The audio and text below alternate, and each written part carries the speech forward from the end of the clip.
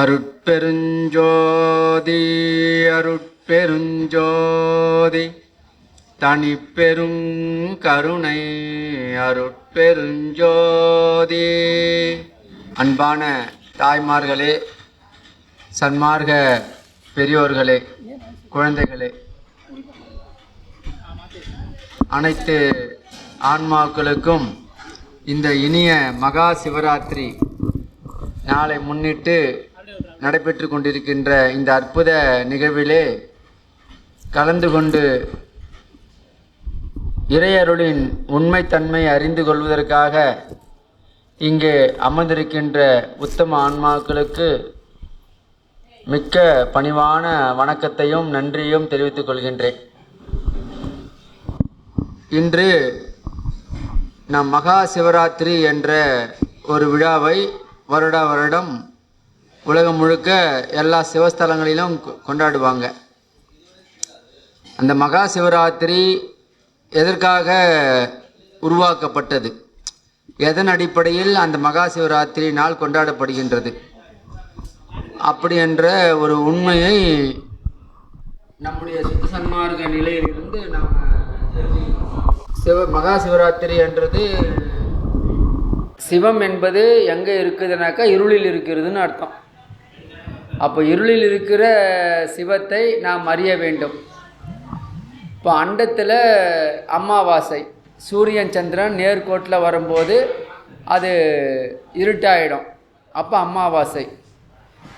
அந்த நேரத்தில் நாம் ஒளியாகிய சிவத்தை அறிந்து கொள்ள வேண்டும், அதை வழிபட வேண்டும் என்பதாக உள்ளது. இது அண்டத்து கதை. இந்த பிண்டத்தில் அதே போல தான் இருள் சூழ்ந்த ஒரு நிலையில் தான் நம்ம சிவத்தை அறிய முடியும். அந்த இருள் நம்முடைய உடம்பாக அமைந்திருக்கிறது, நம்முடைய கருவி கரணங்களாக அமைஞ்சிருக்கிறது. ஆகவே இந்த மறைப்பினால், இந்த இருளாகிய மறைப்பினால் ஒளியாகிய சிவமாகிய ஆன்ம பிரகாசம் நமக்கு மறைக்கப்பட்டுள்ளது. இந்த மறைப்பு இருந்தால்தான் அந்த சிவத்தை அறிய முடியும். இரவில் இருள் இருந்தால்தான் நட்சத்திரம் தெரியும், பகலில் நட்சத்திரம் தெரியாது. அந்த ஒளி தெரிவதற்கு, நம் அனுபவப்படுவதற்கு இருள் தேவை. அதுபோல் ஒரு ஆன்மா தன் அகத்தே இருக்கின்ற அருட்பெரும் ஜோதி பேர் ஒளியை கண்டு அடைவதற்கு அந்த ஆன்மாவுக்கு ஒரு தேகம் தேவை. ஆகவே தான் இறைவன் தேகத்தை கொடுக்கின்றான் ஆன்மாவுக்களுக்கு. அந்த தேகமாகிய மறைப்பில் இருந்து ஒளியை மறைத்து கொண்டிருக்கின்ற தேகேந்திர கருவி கரணங்கள், அவற்றின் மூலமாக அவற்றையே நாம் நம்முடைய ஒரு பயிற்சிக்குரிய ஒரு வஸ்துவாக பயன்படுத்த வேண்டும் ஆன்மாவாகிய நாம். அப்படி நாம் முயற்சி செய்து அந்த பார்க்கடல் என்ற அமுதத்தை பெற வேண்டும். தேவர்களும் அசுரர்களும் போராடினாங்க இல்லையா? இப்போ தேவர்கள் என்பது நல்ல அணுக்கள், அசுரர்கள் என்பது தீய அணுக்கள் இந்த உடம்பில் இருக்குது. அது ரெண்டுமே தான் போட்டி போடும் சாப்பிட்றதுக்கு. நாம் கொடுக்குற உணவை நல்ல அணுக்களும் எடுக்கும், தீய அணுக்களும் எடுக்கும். நல்ல அணுக்களை விட தீய அணுக்கள் பவர்ஃபுல்லாக வேலை செய்யும். புரியுதுங்களா? ஆகவே அந்த ரெண்டுமே இந்த உடம்புல இருந்து தேவர் அசுரர் மாதிரி நல்ல அணுக்களும் தீய அணுக்களும் அங்கே வேலை செஞ்சுக்கிட்டு போட்டுக்கிட்டு நம்ம சாப்பிட்ற உணவை அந்த ரத்தத்தில் கலந்து வர ஆற்றலை அது கிரகிச்சிக்கிட்டே இருக்கும். நல்ல உணவு கொடுத்தோம்னாக்கா அது நல்ல அணுக்களுக்கு ஆற்றலாக போய் சேரும். நீங்கள் தீய உணவை கொடுத்தீங்கன்னா நல்ல அணுக்கள் அந்த உணவை எடுக்காது, தள்ளி நிற்கும். மாமிசம் சாப்பிடாத நம்மக்கிட்ட தட்டில் ஒரு மாமிசம் வச்சா சாப்பிடுவோமா? போயிடுவோம். ஆனால் மாமிசம் பழக்கிறவங்களும் அது சாப்பிடுவாங்க. அதுபோல் நம்முடைய உடம்புக்கு நல்ல சத்தான ஆகாரத்தான் நம்ம அணுக்கள் எடுத்துமே தவிர தீய அணுக்கள் தீய ஆற்றலை எடுக்காது.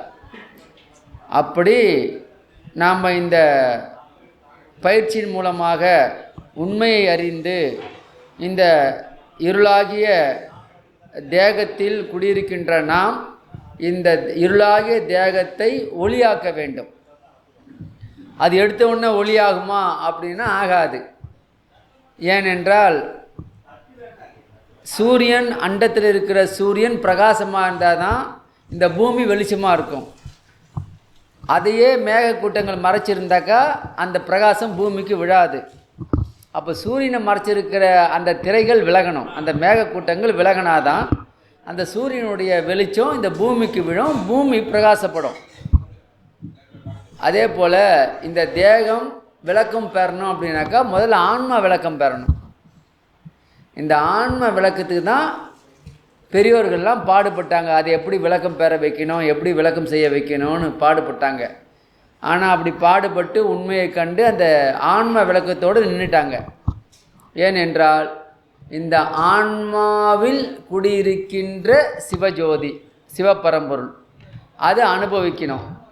அனுபவித்து அந்த சிவபரம்பொருளை ஆன்மாவாகிய நம்முள்ளே கண்டு அதில் லயத்து அப்படியே நாம் போயிட வேண்டித்தான். அந்த இறை சுகத்தில் அனுபவிக்க வேண்டித்தான். இந்த தேகம் என்பது அனித்தியம், ஆகவே இது நமக்கு தேவைப்படாது என்பதாக அந்த காலத்தில் ஒரு முடிவு பண்ணி வச்சுருந்தாங்க.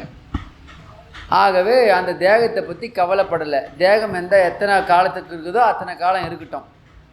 அந்த தேகம் உருக உருக தான் உள்ளொளி பெருகும்னு ஒரு நிலையில் அவங்க அந்த தேகத்தை உருக்கிக்கினாங்க.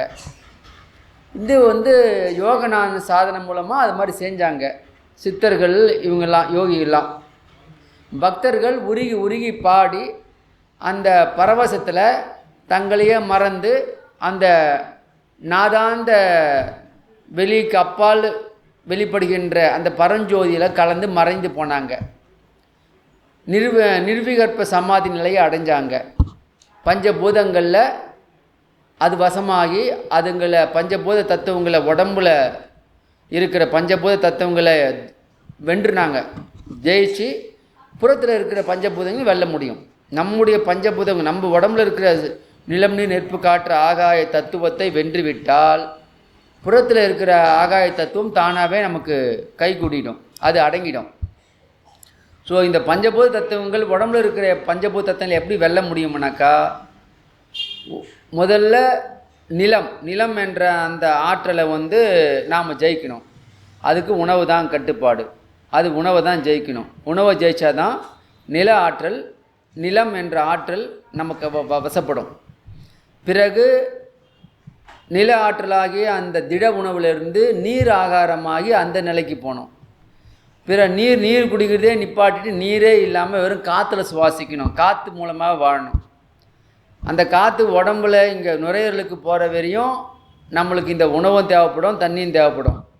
இந்த காற்று என்னைக்கு சிதாகாசமாகிய இந்த ஆன்மாகாசத்தில் காரியப்படுதோ அப்போது இந்த உணவும் தண்ணியும் தேவைப்படாது. அங்கே இருக்கிற ஆன்மா இந்த மேலே போகிற அந்த ஆன்மாவுக்கு சிதாகாசத்தில் போய் சேர்ற அந்த காற்று வாயு அணுக்களினுடைய ஆற்றலில் ஆன்மா விருத்தி ஆகிடும். அது எப்போ மேலே ஏறும் அப்படின்னாக்கா அமுத காற்று அதில் கலந்து வர்றதை கிரகிக்கிற ஆற்றல் நமக்கு வேணும். இப்படிலாம் படிப்படியாக ஏறி கடைசியில் உஷ்ணத்தின் மூலமாகவே உயிர் வாழறது. அப்புறம் உஷ்ணத்தை தாண்டி சுத்த உஷ்ணம், பிறகு ஆகாய தத்துவமாகிய இறை ஆற்றலை பெற்றுக்கொண்டு ஆகாய ஆற்றல் இயற்கையான ஆற்றல், அது மூலமாக உயிர் வாழறது. இப்படி வாழ்ந்தவங்க தான் நிர்விகற்ப சமாதியாகிய போகர், அவங்க புலிப்பாணி சித்தர், இவங்களை போகிற பெரிய பெரிய சித்தர்கள்லாம் இந்த நிலையை அடைஞ்சு அந்த பஞ்சபூத தத்துவங்களையும் வென்று உடம்புல இருக்கிறத புறத்தில் இருக்கிறதையும் வென்று இவங்க சொன்னால் மழை பெய்யும், நிற்க சொன்னால் நிற்கும், என்ன வேணாலும் அவங்களால பண்ண முடியும். இந்த நிலையில் அவங்க இருக்கிறாங்க. ஆனால் அப்பொழுதெல்லாம் இயற்கை ஒரு பரிணாம வளர்ச்சி முழுசாக அடையலை. அது எது வரையும் அடைஞ்சிருந்ததுனாக்கா ஆன்மா பரிபூர்ணத்துவம் பெறணும் என்ற ஒரு நிலை வரையும் அடைஞ்சிருந்தது. பரிணாம வளர்ச்சி இறைவன் அந்த அறிவை தான் கொடுத்து வச்சிருந்தார் ஆன்மாக்களுக்கு. அவர் எந்த அளவுக்கு கொடுத்தாரோ அந்த அளவு தான் அந்த ஆன்மா வேலை செய்யும், அதுக்கு மேலே அதனால் நகரவே முடியாது. ஆகவே பிறகு வந்த காலகட்டத்தில் வள்ளல் பெருமானுடைய சுத்த சன்மார்க்க நெறியின் மூலமாக இயற்கையானது எப்படி ஆன்மா விளக்கம் பெற்றால் முத்தி நிலையோ, முத்தி என்பது நிலை முன்னுறு சாதனம், சித்தி என்பது நிலை சேர்ந்த அனுபவம். நிலையாகிய இறைவன் தன்மை இந்த உடம்பில் காரியப்படும் போது பூர்ணமாக காரியப்பட்டு நித்திய தன்மையை பெறும்போது தான் சித்தி நிலை. முத்தி நிலை என்பது ஆன்மா மட்டும் விடுதலை அடையும். ஆன்மா பந்த பாசங்கள்லேருந்து விடுபட்டு எல்லாம் பாவங்கள்லேருந்து விடுபட்டு அது பரிபூர்ண பிரகாசத்தோடு நிற்கிறது முத்தி நிலையாகிய ஆன்ம பிரகாசம் நிலை. ஸோ அது வரையும் போதும்னு நினச்சிட்டு வாழ்ந்தாங்க. அதனால் அவங்க அந்த ஒளி தேகத்தில் இருந்தாங்க. ஆனால் வள்ளல் பெருமானார் பிரணவ தேகத்தில் நிற்கிறாங்க. ஆகவே இப்படிலாம் இருக்கிறதுனால இந்த சிவராத்திரி என்பது, இந்த சிவம் என்பது சத்து சித்து ஆனந்தமாகிய நித்திய மங்கள ஜோதின்னு சொல்லுவாங்க. நித்தியமான ஒரு மங்கள ஜோதி தான் சிவம். அது நம்முடைய உடம்புல காரியப்படுது. அந்த உடம்புல காரியப்படுற அந்த சிவத்தை அந்த உடம்பின் துணை கொண்டே அறியணும். அந்த உடம்பின் துணை கொண்டு தான் சிவத்தை அறிய முடியும். உடம்பின் துணை இல்லாமல் சிவத்தை அறிய முடியாது. அதுக்காக தான் அந்த உடம்பு கொடுக்கப்படுது. ஆகவே இந்த உண்மையுடைய தத்துவம் தான் மகா சிவராத்திரியினுடைய நிலை. இப்போது 8 2 சேர்த்தா தான் 10ன்னு தெரியும் நம்ம எல்லாருக்கும் கணக்கு. 8 2 10.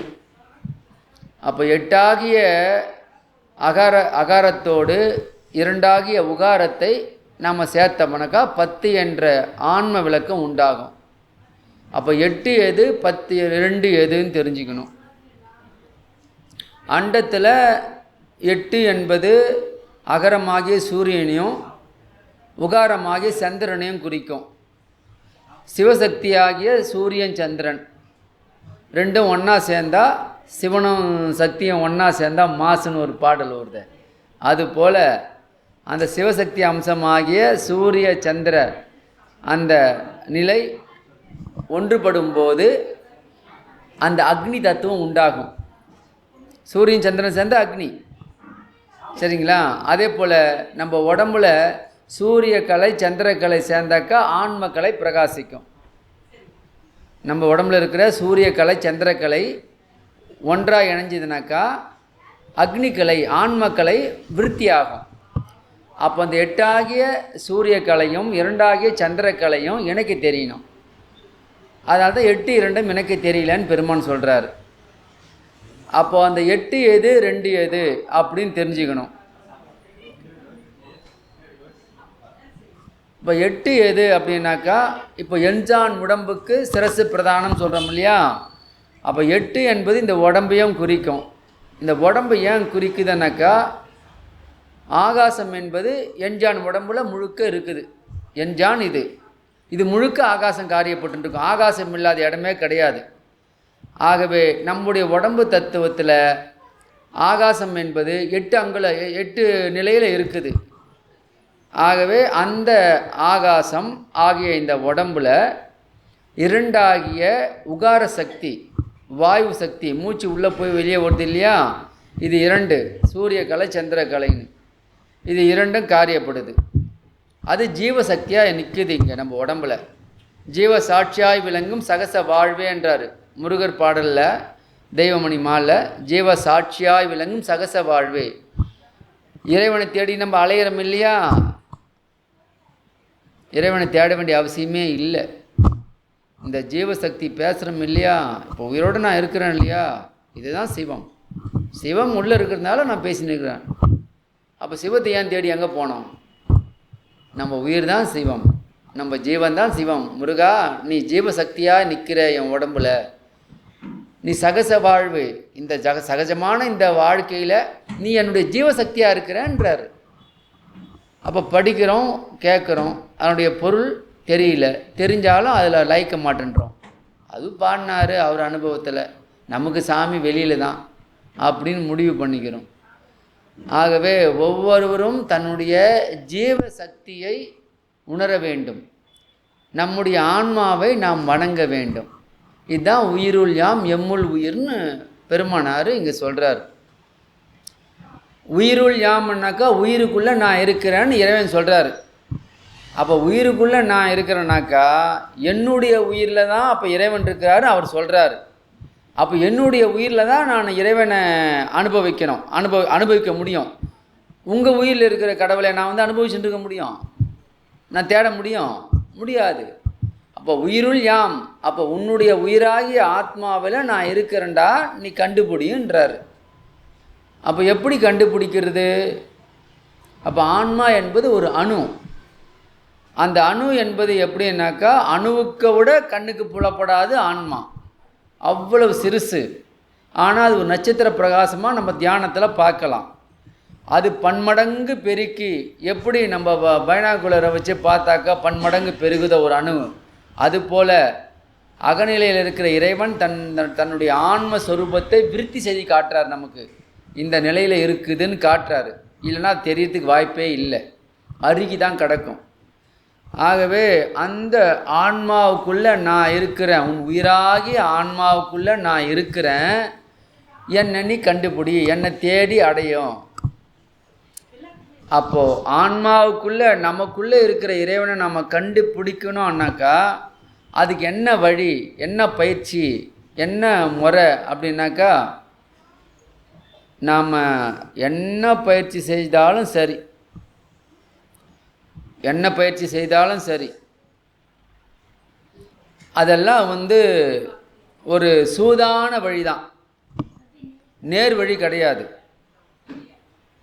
வள்ளல் பெருமானார் என்ன விரும்புகிறான்னாக்கா, நம்ம உனக்கு காட்டுற அந்த வழி உனக்கு நிரந்தரமான இன்பத்தை கொடுக்கணும். அதுதான் என்னுடைய விருப்பம். சும்மா இந்த உடம்பு இருக்கிற வரையும் உன்னுடைய ஆன்மாவை அனுபவிக்க வச்சுட்டு அப்புறம் இந்த உடம்பு போயிடுச்சுனாக்கா திடீர் ஆன்மா என்ன சுகத்தை அனுபவிக்க போகுது? சரிங்களா? அதனால் இந்த தேகம் நிலை பெறுவதற்கு என்ன வழின்னு பார்க்குறாரு. அப்போது இந்த தேகம் என்பது மாயாசக்தினால் இருக்குது. இப்போ மாயாசக்தியாக இருக்கிற இந்த அனுபவத்தில் இருக்கிற இந்த தேகம், மாயாசக்திக்கு ஆட்பட்டு வாழ்ந்து கொண்டிருக்கின்ற தேகம் அருள்சக்தியாக மாற்றணும்னு நினைக்கிறார். இந்த மாயாசக்தி காரியப்பட்டு இருக்குது இந்த உடம்புல, இது அருள் சக்தியாக மாறிடுச்சுனாக்கா தேகம் அழியாது.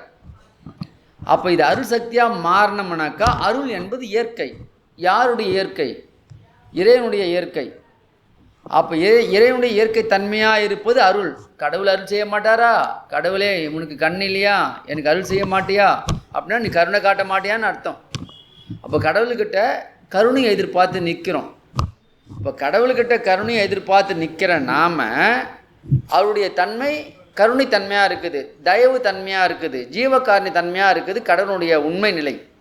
அப்போ அப்பேற்பட்ட கடவுள் எங்கே இருக்கிறாரு? உன் உயிரில் இருக்கின்றான்னு சொல்கிறாரு. உன் உயிரில் தான் நான் இருக்கிறேன்னு. அப்போ நான் எப்படி இருக்கிறேன்? கருணைமயமாக இருக்கிறேன். அப்போது என்னுடைய உண்மையை நீ அறியணும்னாக்கா நீ எந்த வழியில் வரணும்? நான் இருக்கிறது கருணை வழியில் நிற்கிறேன், நான் கருணை வடிவானவன்.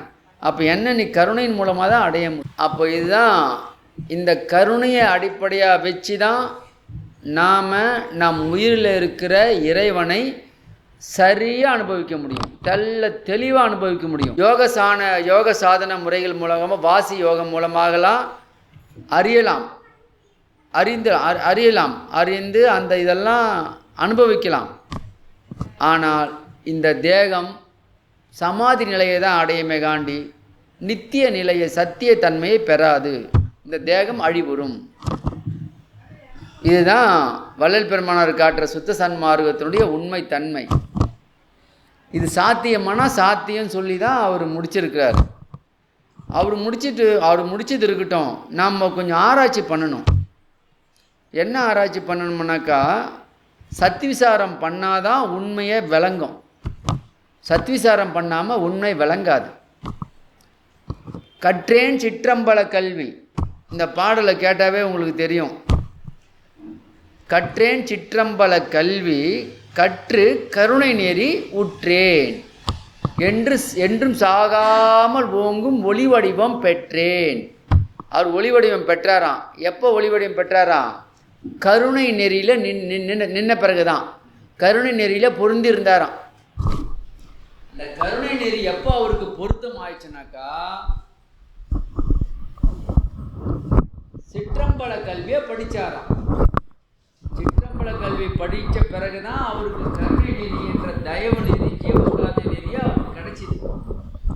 அதுவரை நம்மளால் பொருந்த முடியாது. அப்போது கற்றேன் சிற்றம்பல கல்வி. அப்போ சிற்றம்பலம் என்பது, அம்பலம் என்பது இறைவன் விளங்குகின்ற இடம். அம்பலத்தில் ஆடுகின்றார் பாங்கி மாறி.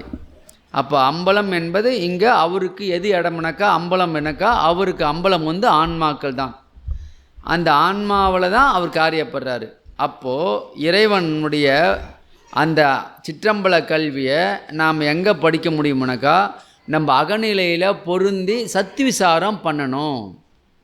சத்விசாரம் செய்து கொண்டே இருந்தால் உண்மை கண்டிப்பாக வெளிப்படும். அது எப்படி சத்விசாரத்தில் உண்மை வெளிப்படுது அப்படின்னு ஒரு பேசிக்கு நாலேஜ் தெரிஞ்சுக்கணும். அப்போ தான் நம்ம சத்விசாரம் பண்ணுவோம்.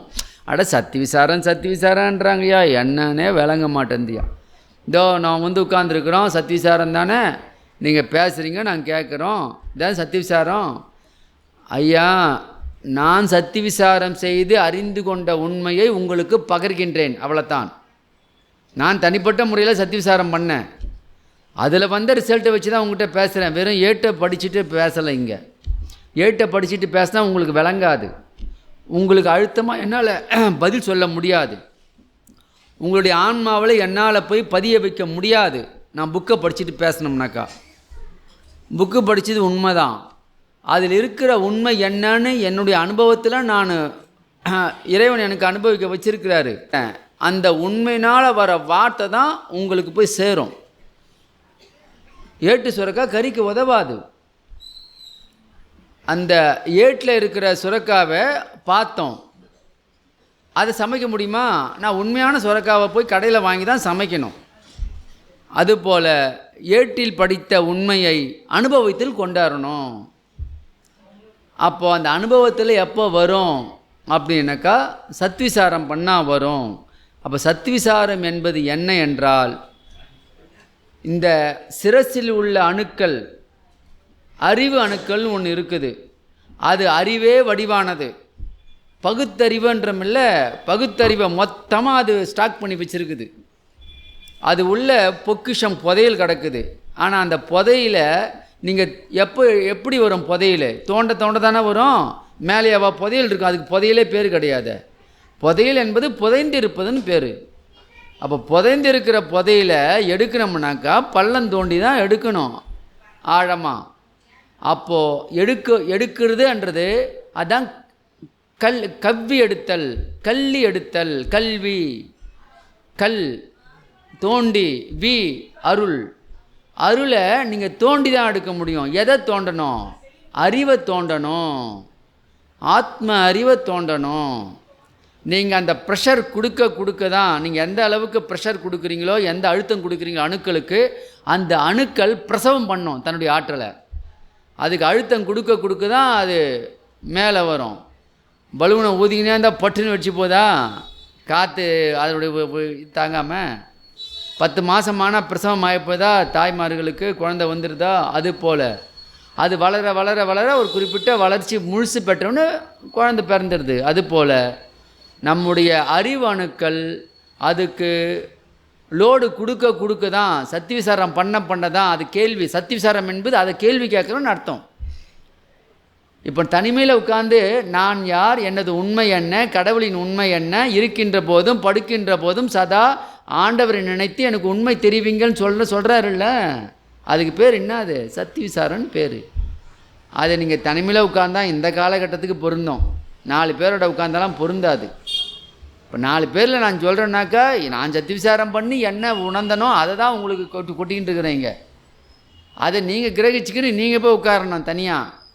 ஒரு அரை மணி நேரம் 1 மணி நேரம் ரூமில் உட்காரணும்.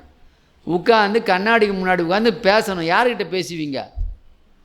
தனியாக பேசினா தப்பு இல்லை. அது நீங்கள் கதவை திறந்து வச்சுட்டு பேசுனீங்கன்னா பைத்தியக்காரன் நினச்சிடுவாங்க. கதவை மூடிக்கின்னு தான் பேசணும். உங்கள்கிட்டயே நீங்கள் பேசணும். அதுவும் உங்களுக்கு பிடிக்கலையா, கண்ணாடி முன்னாடி உட்காந்து பேசுங்க.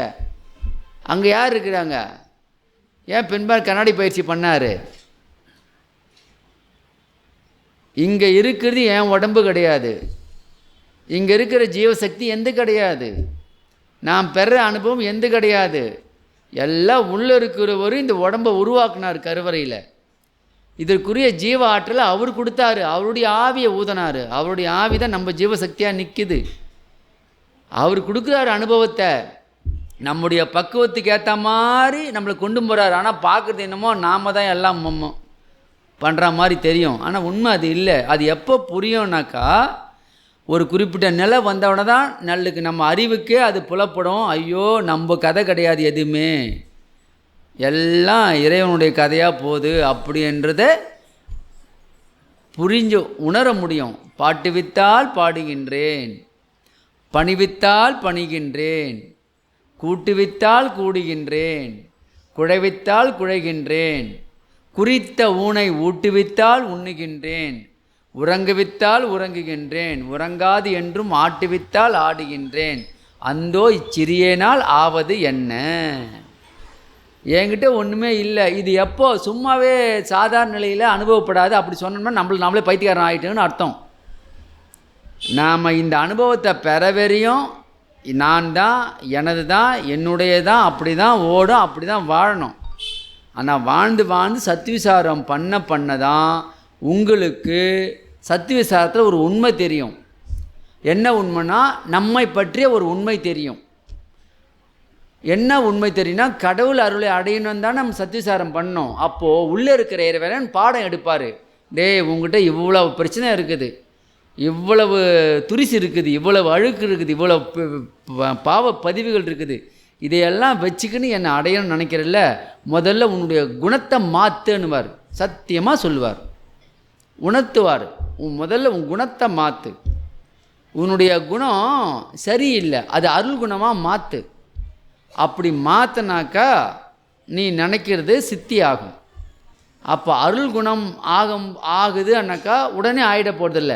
கொஞ்சம் கொஞ்சமாக, எப்படி அமாவாசையிலேருந்து இருட்டிலேருந்து பௌர்ணமி கொஞ்சம் கொஞ்சமாக வெளிப்படுத்தினா பூர்ணம் அடையுது, அதே போல் அறிவு விளக்கம் கொஞ்சம் கொஞ்சம் வரும்போது நம்மை பற்றிய உண்மை தெரியும். நாம் இங்கே தப்பு செய்கிறோம், அங்கே தவறு செய்கிறோம், இது சரியில்லை அது சரியில்லைன்னு புரியும்.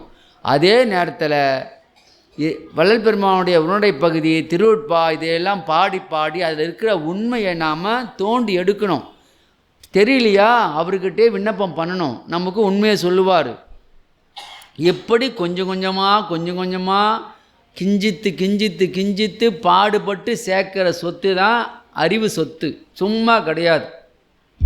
ஞானம் என்பது அப்படியே லட்டு மாதிரி கையில் நிற்காது, படாத பாடுபடணும், லேசி இல்லை. சரிங்களா?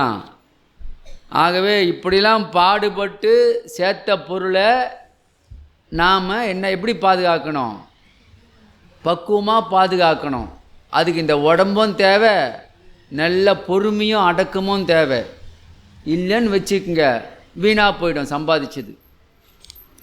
ஆகவே அதனால்தான் கமையாதி அடைந்து உயிர்கள் எல்லாம் சன்மார்க்கம் காதலித்தே திருப்பொதுவை கழித்தேத்தல் வேண்டும் என்றார் பெருமானார்.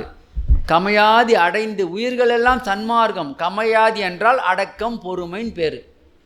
இந்த அடக்கமும் பொறுமையும் இருக்கிற ஆன்மாக்கள், உத்தம ஆன்மாக்கள் இருக்குதுல இந்த பூமியில் எத்தனையோ இருக்குது. அடக்கமாகவும் இருப்பாங்க, பொறுமையாக இருப்பாங்க. அவங்களெல்லாம் சன்மார்க்கத்தை நாடி வரணும்பான்றார். கமையாதி அடைந்து உயிர்கள் எல்லாம் சன்மார்க்கம் காதலித்தே திருப்பொதுவை, அந்த அடக்கமாக பொறுமையாக இருக்கிறவங்க தான் திருப்பொதுவை கழிக்க முடியும். அவசரப்பட்டு ஐயோ எனக்கு சாமி வரல, இந்த சாமி இல்லையா, போ இந்த சாமி வேஸ்ட், அடுத்த சாமிக்கு ஓடுறது. இப்படி காலம் ஃபுல்லாக சாமியை மாற்றி மாற்றி மாற்றி நம்ம காலியாகிறது தான் மிச்சம். ஆகவே கடவுள் என்பது ஒரு ஆள் அல்ல, அது ஒரு ஆற்றல், அது ஒரு இறை ஆற்றல். அந்த உண்மையை அறிகிற வரையும் நம்ம வெளியே தான் தெரிவோம். ஆகவே அந்த ஆற்றல் ஒவ்வொரு ஆன்மாவிலும் குடியிருக்கிறது. அதுதான் உயிருள் யாம். யாம் என்பது இறை ஆற்றல், சிவப்பரம்பொருளிட தன்மை. அதுக்கு அது காந்த ஆற்றலாக இருக்குது. காந்த ஆற்றல் யாரிடத்தில் காரியப்படுதோ அவங்க கருணையின் வடிவாக நிற்பாங்க. காந்த ஆற்றல் தான் அமுத காத்துன்னு சொல்கிறார் வள்ளல் பெருமானார். சரிங்களா? காந்த ஆற்றல் தான் வள்ளல் பெருமான் அமுத காற்றுன்றார். அந்த அமுத காற்று இறைவனுடைய ஆவி, இறைவனுடைய காற்று. அதில் அதை சுவாசம் பண்ணிட்டா அது நம்மளுக்கு சித்தி ஆகிடுச்சுனாக்கா, உடம்புல சுவாசத்தில் காரியப்பட்டு நமக்கு மேலே ஏறிடுச்சுன்னா, இல்லை உடம்புல வியாபித்து நிற்குதுன்னா, சில நேரம் பாருங்கள் திருவுட்பா படிப்போம், தொட்டது தான் தெரியும், பல பல பல பல கண்ணில் தண்ணி ஊற்றும். ஏன் தெரியுங்களா? அமுத காற்று காரியப்பட்டுடுச்சுன்னா அர்த்தம் நம்மளுக்கு. அது காரியப்பட்ட உடனே உங்களுக்கே தெரியாது ஏன் அழுதுன்னு, கண்ணில் தண்ணி சாரையாக ஓடும். ஆன்மாவை ரீச் ஆகிடுச்சின்னு அர்த்தம். அதுதான் இயற்கை காற்று, இயற்கை இறைவனுடைய அம்சம் அந்த காற்று. புரியுதுங்களா? இந்த இயற்கை அம்ச காற்றை தான் வாசியின் மூலமாக அவங்க மேலே ஏற்றுறாங்க. அது என்ன ஆகுதுன்னாக்கா, அந்த சுகத்தில் ஆன்மா லயத்து போய் சமாதி நிலைக்கு போயிடுது. ஆனால் வள்ளல் பெருமானார், நீ விழிப்போடு இரு, உலகில் வாழ்ந்து கொண்டே அந்த அமுத காத்த சுவாசி, அந்த கருணை, அதில் வர கருணை, அதுதான் கருணை. அந்த கருணையை உனக்கு வந்துடும். அந்த அமுத காற்று சுவாசத்தான் கருணை தானாக வந்துடும். கருணை எங்கேயும் இல்லை, அமுத காற்றுல நிற்குது ஐயா. அதான் கடவுள் சொரூபம் அமுத காற்று. கடவுள் தான் அமுத காற்று. அது ஆற்றல்னு சொல்லட்டுமே. அந்த ஆற்றல் அந்த காற்று வழியாக காரியப்படும். அந்த காற்று வாயு அணுக்களின் மூலமாக காரியப்படும். அந்த வாயு அணுக்கள் எங்கே இருக்குது? ஆகாசத்தில் இருக்குது. சிதம்பரம் இருக்குது, ஆகாசம் சிதம்பரம் நடராஜர் கோயில். அங்கே ஏன் பெருமாளை வச்சுருக்கிறாங்க? பள்ளி கொண்டிருக்கிறாரு பத்மநாபசாமி. அவர் வாயு அம்சம். சிதம்பரமாகிய ஆகாய தலத்தில் வாயுவாகிய மால் என்கின்ற விஷ்ணு அங்கே இருக்கிறாருன்னு அர்த்தம். இந்த தத்துவத்தை அங்கே காட்டினாங்க. அங்கத்தையும் ஓடுறது. அதே போல் அந்த வாய்வணுக்கள் எல்லா விதமான சித்தி வல்லபங்களையும் தன்னிடத்தில் கொண்டு உள்ளது. அகவலில் போய் படிங்க. காற்றினுடைய தன்மை, காற்றுல இல்லாத விஷயமே இல்லை. அந்த அணுக்களில் கோடானு கோடி சித்தி வல்லபங்கள் அடங்கி இருக்குது. நம்ம வெறுமனே சுவாசம் பண்ணுறோம், பிராணசக்தி உள்ளே போய் வெளியே வருது. அதுவே தான் பிரணவாக மாறும். தெரியுங்களா? பிராணசக்தியில் பிரணவசக்தி அடங்கி இருக்குது. ஓங்காரத்தினுடைய இறையாற்றல் அடங்கி இருக்குது. அது தனியாக எடுக்கணும். எப்போ எடுக்க முடியும்? அது பிரணவம் என்பது இயற்கையினுடைய அம்சம். அந்த இயற்கையின் அம்சமாக எந்த ஆன்மா விளங்குதோ அந்த ஆன்மாவுக்கு அது காரியப்பட்டுரும். சத்தியம் இது. இதெல்லாம் வள்ளல் பெருமானார் தெளிவாக தான் சொல்லியிருக்கிறாரு. நாம் அதை சத்திய விசாரம் பண்ணாததுனால விளங்கலை. அவர் காருண்யம் பண்ண சொன்னாருனாக்கா வெறும் உணவு தான் கொடுக்க சொன்னாரோ அப்படின்ற மாதிரி நம்மளுக்கு போயிடுச்சு. அந்த உணவு என்பது பசிப்பினியை நீக்கக்கூடியது. அந்த சாப்பிட்ட உடனே நம்மளுக்கு அந்த உடல் உயிர் எல்லாம் தழைக்குது. அதனால் அதுக்கு முதன்மையான ஒரு நிலையில் இருக்குது அந்த பசி தீர்க்கிறது. அதில் சந்தேகம் இல்லை. ஆனால் அந்த விளக்கம் எதுக்காக நம்மளுக்கு கொடுக்கப்படுது? அந்த உணவின் மூலமாக இறைவனுடைய அம்சமாக இருக்கிற அந்த உணவு சாப்பிட்டு நம்முடைய தேகேந்திர கருவி கரணங்கள் தழைக்குது. எதுக்காக தழைக்க வைக்கிறோம்? அதில் அந்த தேகத்தில், அந்த கரணங்களில், அந்த அறிவில், அந்த ஜீவனில், அந்த ஆன்மாவில் ஒரு இயற்கை உண்மை விளக்கம் இருக்குதுன்னு நம்ம ஆராய்ச்சி பண்ணுறதுக்கு இந்த உடம்பு சக்தி தேவைன்றதுனால அந்த உணவு கொடுக்கப்பட்டது. திருவிளங்க, சிவயோக சித்தி எல்லாம் விளங்க, சிவஞான நிலை விளங்க, சிவ அனுபவம் விளங்க, தெருவிலங்கு திருத்தில்லை திருச்சிற்றம்பலத்தே திருக்கூத்து விளங்க, ஒளி சிறந்த திருவிளக்கே உருவிளங்க, உயிர் விளங்க, உடல் விளங்க, உணர்ச்சியெல்லாம் விளங்க, உலகெல்லாம் விளங்க, அருள் உதவும் பெருந்தாயாம். சரிங்களா? தாயாக இருந்து அருள் பாலிக்கிறாராம் இறைவன் உள்ளிருந்து. இந்த உடம்பு, உயிர், மனம், ஜீவன், ஆன்மா எல்லாம் விளக்கம் பெறத்துக்கு எல்லாமா இருக்கின்ற அவர். அந்த ஒன்றாகிய பரம்பொருள் இறையாற்றல் தானே தானாகி எல்லாம் தானாகி அதுவே நிற்குது. ஆகவே அப்பேற்பட்ட அந்த இயற்கை பதிய நீங்கள் ரொம்ப கஷ்டப்பட வேணாம்மா. நீங்கள் நம்ம எதையுமே போட்டு மண்டையை காசிக்க வேணாம். எந்த விதமான பயிற்சியும் இனி இந்த சுத்த சன்மார்க்க காலத்தில் உங்களுக்கு உதவி பண்ணாது. எந்த விதமான பயிற்சி என்பது ஜீவகாரணிய தன்மையை அடிப்படையாக கொண்டு பண்ணணும். ஜீவ தயவை அடிப்படையாக வச்சே பண்ணணும். இப்போ நீங்கள் ஒரு ஜோதியை வணங்குறீங்க, வீட்டில் எது ஜோதியை வணங்குறீங்க, அந்த ஜோதியினோட வணங்குறீங்கன்னாக்கா அவங்களுடைய பிரார்த்தனை எப்படி தெரியுமா இருக்கணும்? ஜோதியை முன்னாடி நின்று, எல்லாம் வல்ல அருட்பெரும் ஜோதி ஆண்டவரே, இந்த தீப முன்னிலையில் இருக்கின்ற பிரகாசம் நீதான். சரி சொல்கிறாரா? தீப முன்னிலையில் ஆண்டவர் விளங்குகின்றபடியால். எங்கப்பா தீபம் முன்னாடி இருக்கார் ஆண்டவர்? வள்ளல் பெருமான் சிலையை வச்சுட்டு இதுதான் தீபம் முன்னாடி கடவுளான்னு சொல்லுவீங்க? தீப முன்னிலையில் ஆண்டவர் எப்படி விளங்குறாரு? பிரகாசம். அந்த தீபத்திலிருந்து வெளிப்படுகின்ற பிரகாசம்தான் கடவுள். சரிங்களா? தீப முன்னிலையில் ஆண்டவர் விளங்குகின்றபடியால் தெய்வ பாவனை 28 பாடல்களில் சொல்லியிருக்கின்ற நினைந்து நினைந்து என்ற 28 பாசுரங்களை சொல்லியிருக்கின்றபடி தெய்வ பாவனை செய்யுங்கள் என்றார். பாவனை பண்ணு, சும்மா ஆக்ட் பண்ணு. ஆரம்பத்தில் ஐயா அம்மா அப்பா ஐயான்னு நடி. இந்த நடிப்பு நாளைக்கு உனக்கு உண்மையை கொடுக்கும். கனவு நனவாகும், கற்பனை நிஜமாகும். சரிங்களா?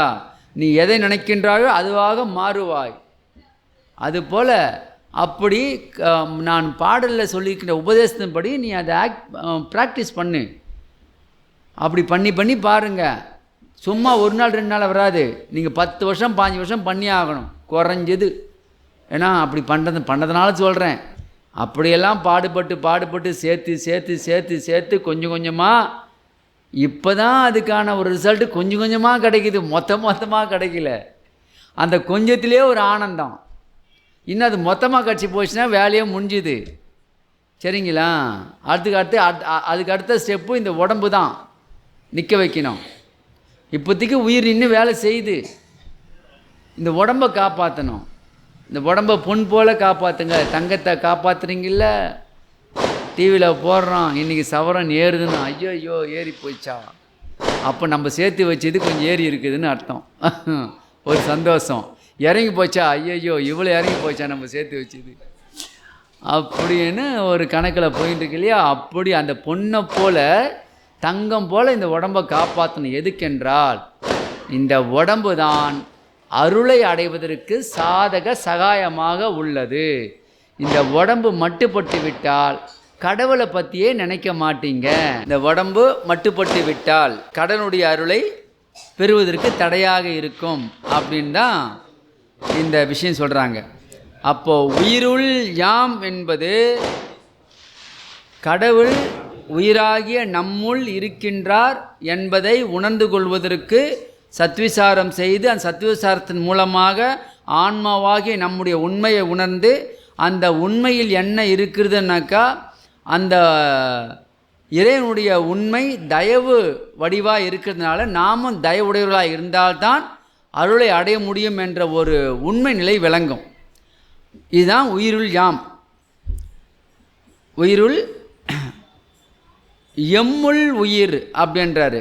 அடுத்த கட்டம் தான் எம்முள் உயிர். உயிருள் யாம். நம்ம உயிரில் கடவுள் இருக்கிறாரு என்பதை உணர்ந்த பிறகுதான் அவருக்குள்ள நாம் இருக்கிறோம் தெரியும். அப்போ அண்ட சராசரமாக விளங்குகின்ற இந்த வெட்ட வெளியாகிய பிரபஞ்சம்தான் கடவுளுடைய பெருவடிவு. அந்த ஆன்மா என்ற நாம தான் சிற்றணு வடிவு. கடவுள் இருக்கின்ற 2 இடத்துல இருக்கிறார், காரியப்படுறாரு. ஒன்று அண்ட சராசரம் முழுதான் காரியப்படுறாரு.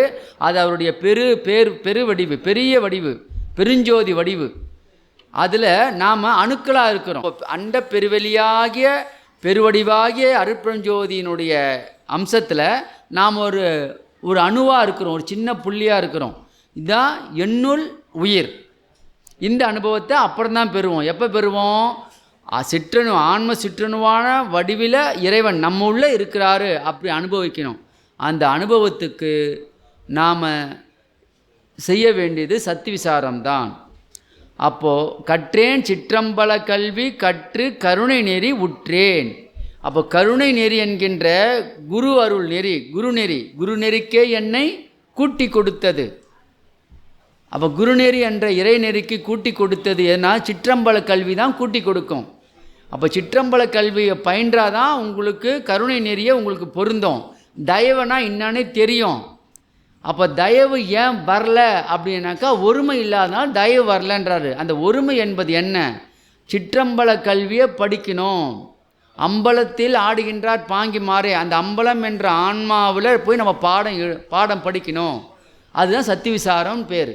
சத்திவிசாரம் என்பது நாம் இறைவனோட ஐக்கியப்பட்டு நிற்கிற ஒரு நிலை. அந்த சத்திவிசாரம் தான் சிற்றம்பல கல்வியை நமக்கு வெளிப்படுத்தும். ஆன்மா, சத்து என்பது ஆன்மா, விசாரம் என்பது சிந்தித்தல், அதோடு ஐக்கியப்படுதல். அப்போ சத்தாகி ஆன்மாவிடத்தில் நீங்கள் போய் நிற்கும்போது அந்த ஆன்மா நமக்கு எடுக்கிற பாடம்தான் சிற்றம்பல கல்வி. அது என்ன எடுக்கும்? அது கருணையே வடிவானது சிற்றம்பலம்.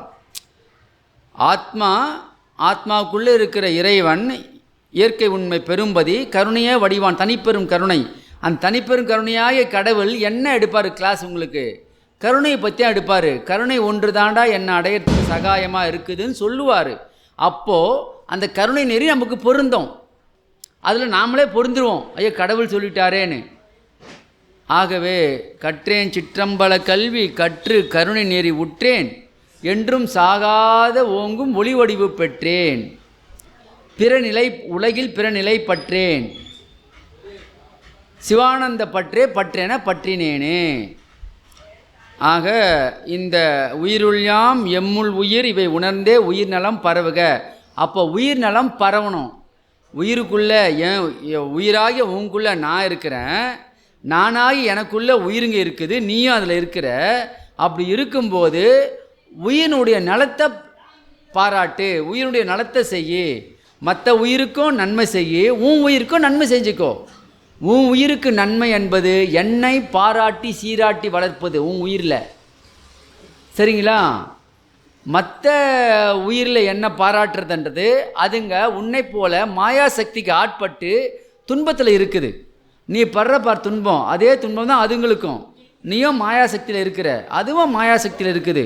உன்னை போல் தான் அதுவும் துன்பம் அடையுது. அந்த இரக்கத்தோடு அதுக்கு சகாயம் பண்ணு. ஆனால் அதே சமயத்தில் உன் உள்ளே இருக்கிற நான் இருக்கிறேன் பார்த்தியா, என்னுடைய அருளை அடைவதற்கு, என்னுடைய அன்பை நீ பெறுவதற்கு புறத்தில் இருக்கிற எண்ணெய் நீ மதி. புறத்தில் இருக்கிற எண்ணெய் நீ மதிக்காமல் அங்கேயும் நான் தான் இருக்கிறேன், உங்களுக்குள்ளே நான் தான் இருக்கிறேன். ஆனால் உங்களுக்குள்ளே இருக்கிற நானும் உனக்கு அருள் பாலிக்கணும். ஆனால் அந்த உயிருக்குள்ளே இருக்கிற எண்ணெய் நீ மதிக்க மாட்டேன். அப்போ என்ன தப்பாக போகுது இல்லையா? கான்ட்ராவைஸாக போகுது. இந்த இடம்தான் ஒவ்வொருவரும் அறிந்து கொள்ள வேண்டும். இந்த இடத்த சரியாக புரிஞ்சுக்கினா இருக்கிறது ஒரு பரம்பொருள், ஒரு சிவம். அந்த சிவம் அந்த உயிர்லேயும் காரியப்படுது, நம்மகிட்டையும் அதே உயிர் தான், அதே பரம்பொருள் தான் காரியப்படுது. அங்கே வேற இங்கே வேற கிடையாது. ஆக நமக்குள்ளே இருக்கிற இறைவனை ஐயா அப்பா அம்மா அப்படின்னு போற்றி வணங்குறோம். வள்ளலாரையே வச்சுக்கிங்களேன், வள்ளல் பெருமானாரையே நம்ம என்ன பண்ணுறோம்? என்னுடைய அப்பன், என்னுடைய குருநாதர் அப்படி எப்படியும் பாராட்டுறோமா இல்லையா? போற்றி மெச்சிக்கிறோமா இல்லையா? ஆனால் அதே மற்ற உயிரிங்கள்கிட்ட நாம் போய் நிற்கும்போது உன்னை பார்க்கில் என்னை பார்க்கலாம், என்னை பார்க்கில் உன்னை பார்க்கலாம் என்றாரு. நான் இப்போ எல்லாமா இருக்கிறேன்றாரு. கருணை ஒன்று தான் உனக்கு சகாயம் பண்ணும். நான் அருள் பாலிக்கத்துக்கே கருணை ஒன்று தான் சகாயம் பண்ணுன்னு சொல்கிறாரு. இவளை சொல்லிட்டு கூட அவரை வெளியில் நாம் பாராட்டுறோம், சீராட்டுறோம், பண்ணுறமே, பக்தி செலுத்துறமே காண்டி பிற உயிர்களிடத்தில் அவர் காரியப்படுறதை நம்மளால் கண்டுக்க முடியல. சரி, அவரை விடுங்க, அவரே ஒரு வடிவில் நம்ம பார்க்குறோம், அதனால் நம்மளுக்கு அந்த உணர்வு வராது. ஆனால் இறைவன் என்பவன் ஆற்றல். அந்த ஆற்றல் நம்மிடத்துலேயும் ஒரே மாதிரி தான் இருக்குது, மற்ற உயிரிடத்துலையும் ஒரே மாதிரி தான் இருக்குது. அதனால் அந்த பேதம் பார்க்காமல் நாம் அந்த உயிரிடத்திலும் நாம் கருணையோடு நாம் அணுகுனா அது என்ன ஆகும்னாக்கா, நல்லா இங்கே ஒரு முக்கியமான செய்தி இருக்குதுங்கய்யா. என்னன்னாக்கா, மக்களுக்கு செய்யும் தொண்டே மகேசனுக்கு செய்யும் தொண்டு அந்த காலத்தில் சொன்னாங்க இல்லையா? அப்போ மக்கள் என்ற அந்த உயிர் குலங்களுக்கு நாம் எந்த அளவுக்கு சகாயம் பண்ணுறோம், இல்லை எந்த அளவுக்கு அவங்களுக்கு உபத்திரம் கொடுக்கலையோ அந்த அளவுக்கு நமக்கு நன்மை. நம்ம நன்மை செய்கிறோன்றதெல்லாம் அப்புறம், ஒன்று தீமை செய்யக்கூடாது, உபத்திரம் கொடுக்கக்கூடாது. அப்படி இருந்தாவே அதுவே அறமாகும். பிறகு நம்மளால் முடிஞ்சதை செய்கிறோம் அப்படின்றது அப்புறம் அப்பாற்பட்ட விஷயம். ஆனால் நம்மால் முடிந்த ஒரு சகாயம் அந்த உயிர்களுக்கு துன்பம் தரக்கூடாது, அந்த உயிர்களுக்கு இம்சை தரக்கூடாது. எந்த வழியிலும் எண்ணத்தால் கூட நினைக்கக்கூடாது, அந்த சொல்லாலையும் வெளிப்படக்கூடாது, செயலாலையும் வெளிப்படக்கூடாது. இந்த 3 நிலைகளிலும் பிற உயிர்களுக்கு நாம் இம்சை இல்லாமல் வாழ்ந்தோமானால் அதுவே தர்மம். யாருடைய தர்மம்? இந்த உயிரினுடைய தர்மம். ஆக அந்த நிலையில் இருக்கணும். இன்னொரு வரி இருக்குது, உயிரெல்லாம் பொதுவின் உளம்பட நோக்குக, செய்ரெல்லாம் விடுகன செப்பிய சிவமே. இந்த 3 இருக்குது. அடுத்த ஒரு லைனுக்கு அதோட சொன்னாக்க கரெக்டாக முடிஞ்சிடும். உயிரெல்லாம் பொதுவின் உளம்பட நோக்குக, செயிரெல்லாம் விடுகன செப்பிய சிவமே. இந்த செயிர் என்ற அந்த குற்ற கோபத்தையும் விட்டுடு, உயிரெல்லாம் பொதுவாக நினை. உயிரெல்லாம் பொதுவின் உளம்பட, உன்னுடைய உள்ளத்தில் உயிர்கள் அத்தனையும் நாம் எப்படி ஒரு உயிரோ அதே தான் எல்லா உயிரும் அப்படி தான்ன்ற அந்த பொது நோக்கத்தோடு இருந்து நீ குற்றம் செய்கிறத, பிற உயிர்களுக்கு குற்றம் செய்கிறத நிறுத்து, பிற உயிர்கள் மேலே நீ கோபப்படுறத நிறுத்து. இது ரெண்டும் நிறுத்திட்டு வாழ்ந்து வந்தால் நல்ல ஒரு குணங்கள் நமக்கு பிரதிபலிக்கும். இதுதான் உயிரெல்லாம் பொதுவின் உளம்பட நோக்குக. இதை வச்சு தான் வள்ளல் பெருமானார் சொல்லும்போது அந்த எத்துணையும் பேதமுறாது எவ்வுயிரையும் தம்முயிர் போல் எண்ணி உள்ளே ஒத்து உரிமை உடையவராய் உவக்கின்றார். யாவர் அவர் உளம்தான் சுத்த சித்துருவாய் எம்பெருமான் நடம்புரியும் இடமென நான் தெரிந்தேன். அந்த வித்தகர்த்தம் அடிக்கே ஏவல் செய்ய என் சிந்தை மிக விழைந்ததாலோன்றார். அப்போ எத்தனையும் பேதமுறாத நம்போது மற்ற உயிரும் நம்ம உயிரும், அது மனுஷன்னு கிடையாது, எந்த உயிருமே நாம் என்ன பண்ணோன்றாரு, நம்ம பொதுவாக கண்டு எல்லாமே இறைவனுடைய இறைவன் வாழ்கின்ற அந்த சபை, உயிர்களெல்லாம் இறைவன் வாழ்கின்ற சபை அப்படி நினச்சி வாழணும். இதுதாங்க இந்த ஒரு சன்மார்க்கத்தில் பெருமானார் நமக்கு இதெல்லாம் வந்து புதுசாக இருக்குது மக்களுக்கு. ஏன்னா மக்கள் பலகாலம் பக்தி நெறி கிரியா சரிய கிரிய யோகம் ஞானம் இந்த நிலையில தான் நம்ம ஆன்மாவுக்கள் காலங்காலமாக பயணிச்சிருக்குது. அதனால் அதை விட்டு வர்றதுக்கு தெரியல. ஆனால் இது ஷார்ட்டஸ்ட் ரூட்டு. நீங்கள் யாருக்கிட்டையும் போய் பயிற்சி பண்ண வேண்டிய அவசியமே இல்லை, யாருக்கிட்டையும் போய் நிற்க வேண்டிய அவசியமே இல்லை. குருநாதா எனக்கு சொல்லிக் கொடுன்னு பிச்சை எடுக்க வேண்டிய அவசியம் கிடையாது. நம்முடைய சொந்த காலில் நிற்கிறதுக்கு வள்ளல் பெருமானு காட்டுகின்ற வழி தான் சுத்த சன்மார்க்க நெறி, ஞான நெறி. தெரியுங்களா? நீங்கள் தீட்சை எடுக்க வேணாம், எந்த கன்றாவையும் பண்ண வேணாம். இருக்கிற நம்மளுடைய அதாவது அந்த ஜீவ தயவை வச்சே நம்மளால் மேலே ஏற முடியும். இது சொன்னால் ரொம்ப பேர் கசக்குது, சத்தியமாக சொல்கிறேன் கசக்குது. ஆனால் உண்மை அதியா பெருமானார் விவரம் இல்லாமையா சொல்லிட்டாரு. அவருக்கு தெரியாது யோக கலை மூலமாக தான் அடையணுனாக்கா அவர் சொல்லிட்டு போயிருக்க மாட்டார். சொல்லிட்டு போகிறது எங்கிறது, அவர் இங்கே தான் இருக்கார். அவர் சொல்ல மாட்டார் அப்பா இது சாத்தியப்படாது இப்படி தான்னு, அப்படி சொல்லலையே. ஐயா அனுபவத்தில் தெரிஞ்சுக்கலாம் ஐயா. ஜீவகாருண்ய சிந்தனை இனிமேல் தான் உங்களுக்கு வரவே போகுது விஷயம். ஜீவகாருண்ய சிந்தனை உடையவர்களுக்கு அஜாக்கிரத்தினாலும் ஊழ்வினையினாலும் எந்த வகை ஆபத்துக்களும் வராது. இது சத்தியம். எதா இந்த ஸ்டேட்மெண்ட்டை வேறு எங்கனாச்சும் எடுங்க பார்க்கலாம். எந்த சமய மதங்களில் எந்த மார்க்கங்களில் யார் சொன்னாங்க வெளியே எடுங்க பார்க்கலாம். ஒருத்தரும் எங்கேயும் சொல்லிக்க மாட்டாங்க.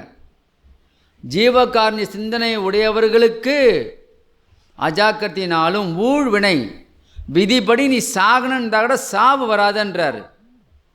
விதிப்படி உன் கை கால் துண்டாம்னா துண்டாகாது என்றாரு, சத்தியம் என்றார. ஆகவே இது வந்து மற்ற இதில் சாத்தியப்படாது. வள்ளல் பெருமானார் ஒரு விஷயம் சொன்னார், அவ்வளோதான். ஏன்னா அவங்களுக்கு வெளிப்படையாக சொன்னதான் அவங்களுக்கு விளங்கும். மறைச்சி சொல்கிறதுல பிரயோஜனம் இல்லைன்னு நினைக்கிறேன். வள்ளல் பெருமானார் சொன்னது ஒரு செய்தி. என்ன செய்தி அப்படின்னாக்கா, அகவினத்தானுக்கு எல்லாம் சாத்தியம், புறவினத்தானுக்கு எதுவுமே சாத்தியப்படாது. அவர் எனக்கு தெரிவித்த உண்மை. சரிங்களா? ஏன்னா உண்மை அனுபவத்தினுடைய வெளிப்பாடை சொன்னாதான் இந்த உலகம் நம்பும். நான் சொல்கிற விஷயத்த நீங்கள் நம்புறீங்களோ இல்லை பிரச்சனை கிடையாது. ஆனால் சில பேர் நம்பலாம். சரிங்களா? அவங்களுக்காக தான் இது. ஆனால் உண்மை நிலவரம் இதுதான். அகவினத்தானுக்கு எல்லாம் சாத்தியமாகும், புறவினத்தானுக்கு எதுவும் சாத்தியப்படாது. அப்போ யார் அகவினத்தான் கேட்டோம், யார் புறவினத்தான்? என்னுடைய அகமாகிய உள்ளத்தில் இடம் பிடித்தவன் அகவனத்தான், என் உள்ளத்தில் இடம் பிடிக்காதவன் புறவனத்தான் என்றார். தெரியுங்களா? 1 மாதம் கூட ஆகலை அவர் சொல்லி, 1 மாதம் கூட ஆகலை. அப்போது அகவனத்தான் என்பது அவர் உள்ளத்தில் இடம் பிடிக்கணுன்றாரு. அப்போ அவர் உள்ளத்தில் எப்படி இடம் பிடிக்க முடியும்? அதையும் சொன்னார். என் மேலே பக்தி செலுத்துகிறாங்க, அப்படியே சொன்னது சொல்கிறேன் உங்களுக்கு. இவ்வளோ நேரம் உரையாடினது உண்மை. அது உங்ககிட்ட உரையாடினாரா, யார்கிட்ட உரையாடினார், எப்படி இந்த கேள்வியெல்லாம் உங்களுக்கு வேண்டாம். சொல்வது சத்தியம், சரியா? வெளிப்படுத்தியது சத்தியம், அது உங்களுக்கு சொல்கிறதும் உண்மை. நம்பி கேட்டுக்கினீங்கனாக்கா நீங்கள் முயற்சி பண்ணி பாருங்கள். புரியுதுங்களா? பெருமனார் எல்லாருக்கும் பொதுவானவர். ஆகவே என் மேலே பக்தி செலுத்துவாங்க, கோயிலுக்கு வருவாங்க, அன்னதானம் பண்ணுவாங்க, எல்லாம் பண்ணுவாங்க. ஆனால் மாமிசம் சாப்பிடுவான், அவனு எனக்கு புறவனத்தான். காலங்காலமாக பரம்பரையாக சாப்பிட மாட்டாங்க, நோய்வாய்ப்பட்டிருப்பான், அவங்க சாப்பிட மாட்டாங்க மாமிசத்தை, அவனும் புறவனத்தான் தான், அகவனத்தான் கிடையாது. சாதி சமய பற்றோடு இருப்பாங்க, சரிங்களா? ஜாதி வெறியில் இருப்பாங்க, சமய பற்றோடு இருப்பாங்க, பேதம் பார்ப்பாங்க, அவன் அகமுடியான் கிடையாது, புறவனத்தான். புரியுதுங்களா? எல்லா விதமான சாதி மத சமய மார்க்கப்பற்ற விட்டு ஜீவகாருண்யம் ஒன்றே தன் குறிக்கோளாய் கொண்டு புலைக்கொலையை தவிர்த்து கொண்டவன் எவனோ அவன்தான் உண்மையான அகவனத்தான். அவன்தான் என் உள்ளத்தில் இடம் பிடித்தவன் சொன்னார். இதுதான் அவர் சொன்னது. இவ்வளோ நேரம் உரையாடுறானாக்கா ஆமாம், அவ்வளோதான். நம்பினா நம்புங்க, நம்பலாம் விடுங்க. நீங்களே சிந்தனை பண்ணி பாருங்க. அகவனத்தானுக்கு புறவனத்தானுக்கு இது சொன்னது கரெக்டானு கேளுங்க. ஏன் உருண்டை பகுதியை எடுத்து அலசி பாருங்க, அதெல்லாம் இப்படி தான் இருக்கும். அதில் உருண்டையாக கொடுத்துருக்காரு, இங்கே வார்த்தையாக சொன்னார். புரியுதுங்களா? அப்போது இப்பேற்பட்டவர்களுக்கு ஒரு உண்மை நடந்த சம்பவம் ஒரு 15 நாள் தான் இருக்கும், 20 நாளுக்கு மேலே இருக்காது, 15 நாள் தான் இருக்கும். ஒரு சன்மார்க்கிக்கு நடந்த உண்மை நிலவரம், அதை பற்றி பெருமானார் எனக்கு தெரிவித்தது. இயற்கையின் நீதிப்படி விதிப்படி அவருக்கு 2 கால் துண்டாகணும்னு சொன்னார். 2 கால் துண்டாகணும், ஆனால் அவர் துண்டாகலை. அவர் இப்பயும் நடந்துட்டுருக்கார். அதிலிருந்து அவரை விடுவித்தோம். ஏனென்றால் அவருடைய ஜீவகாருண்ய சிந்தனைக்காக அந்த விதியிலிருந்து மாற்றினோம். இது அகவனத்தானுக்கு மட்டும்தான் சாத்தியம்னார். புரியுதுங்களா? பொய் இல்லைங்க, சத்தியம் சொல்கிறாங்க, என் பெருமான் மீது ஆணை. ஏன்னா இது நீங்கள் 4 பேர் கேட்கல, டிவியில் எல்லாம் கேட்குறாங்க, போட்டோம் உலகம் முழுக்க. அவர் சொன்னது உங்களுக்கு சொல்கிறேன். ஒருத்தருக்கு 2 கால், அதாவது அவர் ஒரு குறிப்பிட்ட நாள் அவர் வடலூருக்கு போனோன்னு முடிவு பண்ணியிருந்தார். ஒரு குறிப்பிட்ட நாள் வடலூருக்கு போனோன்னு முடிவு பண்ணியிருந்தார். அந்த முடிவு அவரே எடுத்தது. ஒரு குறிப்பிட்ட நாள், 2 நாள் முடிவு பண்ணாங்க. ஆனால் அந்த நாட்கு கிட்ட நெருங்கும்போது அவருக்கு தெரிவித்தது, நீ அந்த நாளில் வெளியே போகக்கூடாது, வடலூருக்கு போக வேணாம். ஆனால் எந்த நேரத்தில் இங்கே போகிறது, இந்த நேரத்துக்கு போனால் வேறு 2 டேட்டு கொடுத்தாங்க. பெருமனார் கொடுத்தது அடுத்த 2 டேட்டு கொடுத்தாங்க, அந்த டேட்டுக்கு போயிடுனார். அந்த குறிப்பிட்ட என்னைக்கு போக வேணாம் சொன்னாரோ அன்னைக்கு ஒரு நாள் 2 நாளில் முதல் நாள் வீட்டை விட்டே வெளியே போகக்கூடாது, வீட்டுக்குள்ளே தான் இருக்கணும்னு கட்டளையிட்டார். படிக்கட்டு தாண்டக்கூடாது, வெளியில் கடைக்கு கூட போகக்கூடாது, வீட்டோடு இருக்கலாம். அப்படி தான் இருந்தது அந்த அன்பர். கரெக்டாக மறுநாள் அன்றைக்கி முடிஞ்சு இரவு 12 மணிக்கு மேலே அவர் பெருமனார் காரியப்பட்டு சொன்னார். அது ஏன்னு தெரியல, அது தெரிஞ்சுக்கணும்னு விரும்பும்போது அவர் வெளிப்பட்டு அவங்ககிட்ட சொன்னது, வெளியே சென்றிருந்தால் 2 கால்களும் துண்டாகியிருக்கும், அதிலிருந்து உம்மை காப்பாற்றினோம் அப்படின்னு அந்த சன்மார்க்க அன்பர்கிட்ட சொல்லியிருக்கிறார். இது ஏன் சாத்தியம் என்றால் ஜீவகாருண்ய சிந்தனையினால் இது சாத்தியமாயிற்று எங்களுக்கு, இல்லை என்றால் சாத்தியப்படாது. இது ஆண்டவரே எங்களுக்கு இட்ட கட்டளை என்னார். நம்ம கூட ஒருத்தர் இருக்கார், புரியுதுங்களா? அவர் பட்டினத்தார் கோவிலுக்கு போவாங்க. பட்டினத்தார் இப்போ இருக்கிற உண்மையை உங்களுக்கு சொல்கிறேன், தெரிஞ்சுக்குங்க. ஏன்னா இப்போ அந்த ட்ரெண்டில் தான் போய்கிட்டு இருக்குது. சித்தர்களுடைய நிலையும் பெருமாளுடைய நிலையும் வேறு லெவல்னுவாங்களே அப்படி போயின்னு இருக்குது. ஆனால் இந்த உலகத்துக்கு தெரியல, சரிங்களா? ஆனால் தெரிஞ்சு கொண்டவங்க சில பேர் இருக்கிறாங்க, ஆனால் தெரியாதவங்க ரொம்ப. பட்டினத்து அடிகளினுடைய அங்கே திருவொற்றியூரில் இருக்குது நம்ம இடத்துல. அங்கே ஒரு முறை நானே போயிருந்தேன். ஒரே கூட்டம். அந்த கூட்டத்தில் உள்ள மூலஸ்தானம் கூட போக முடியாது, அப்பேற்பட்ட கூட்டம். அதெல்லாம் போல வெளியிலே இருந்துட்டு, அப்பா நான் வெளியிலே இருந்து கிளம்புறேன் அப்படின்னு சொல்லிட்டு வந்துட்டேன். அந்த இடத்துக்கு போன நான் சொல்கிற அந்த அன்பர் அவங்கக்கிட்ட ஒரு எண்ணம் வந்தது. இவ்வளவு கூட்டம் வருது, எவ்வளோ கூட்டம் தெரியுமா? கொஞ்சம் நஞ்சம் இல்லை, மொத்தமான கூட்டம், பயங்கர கூட்டம்.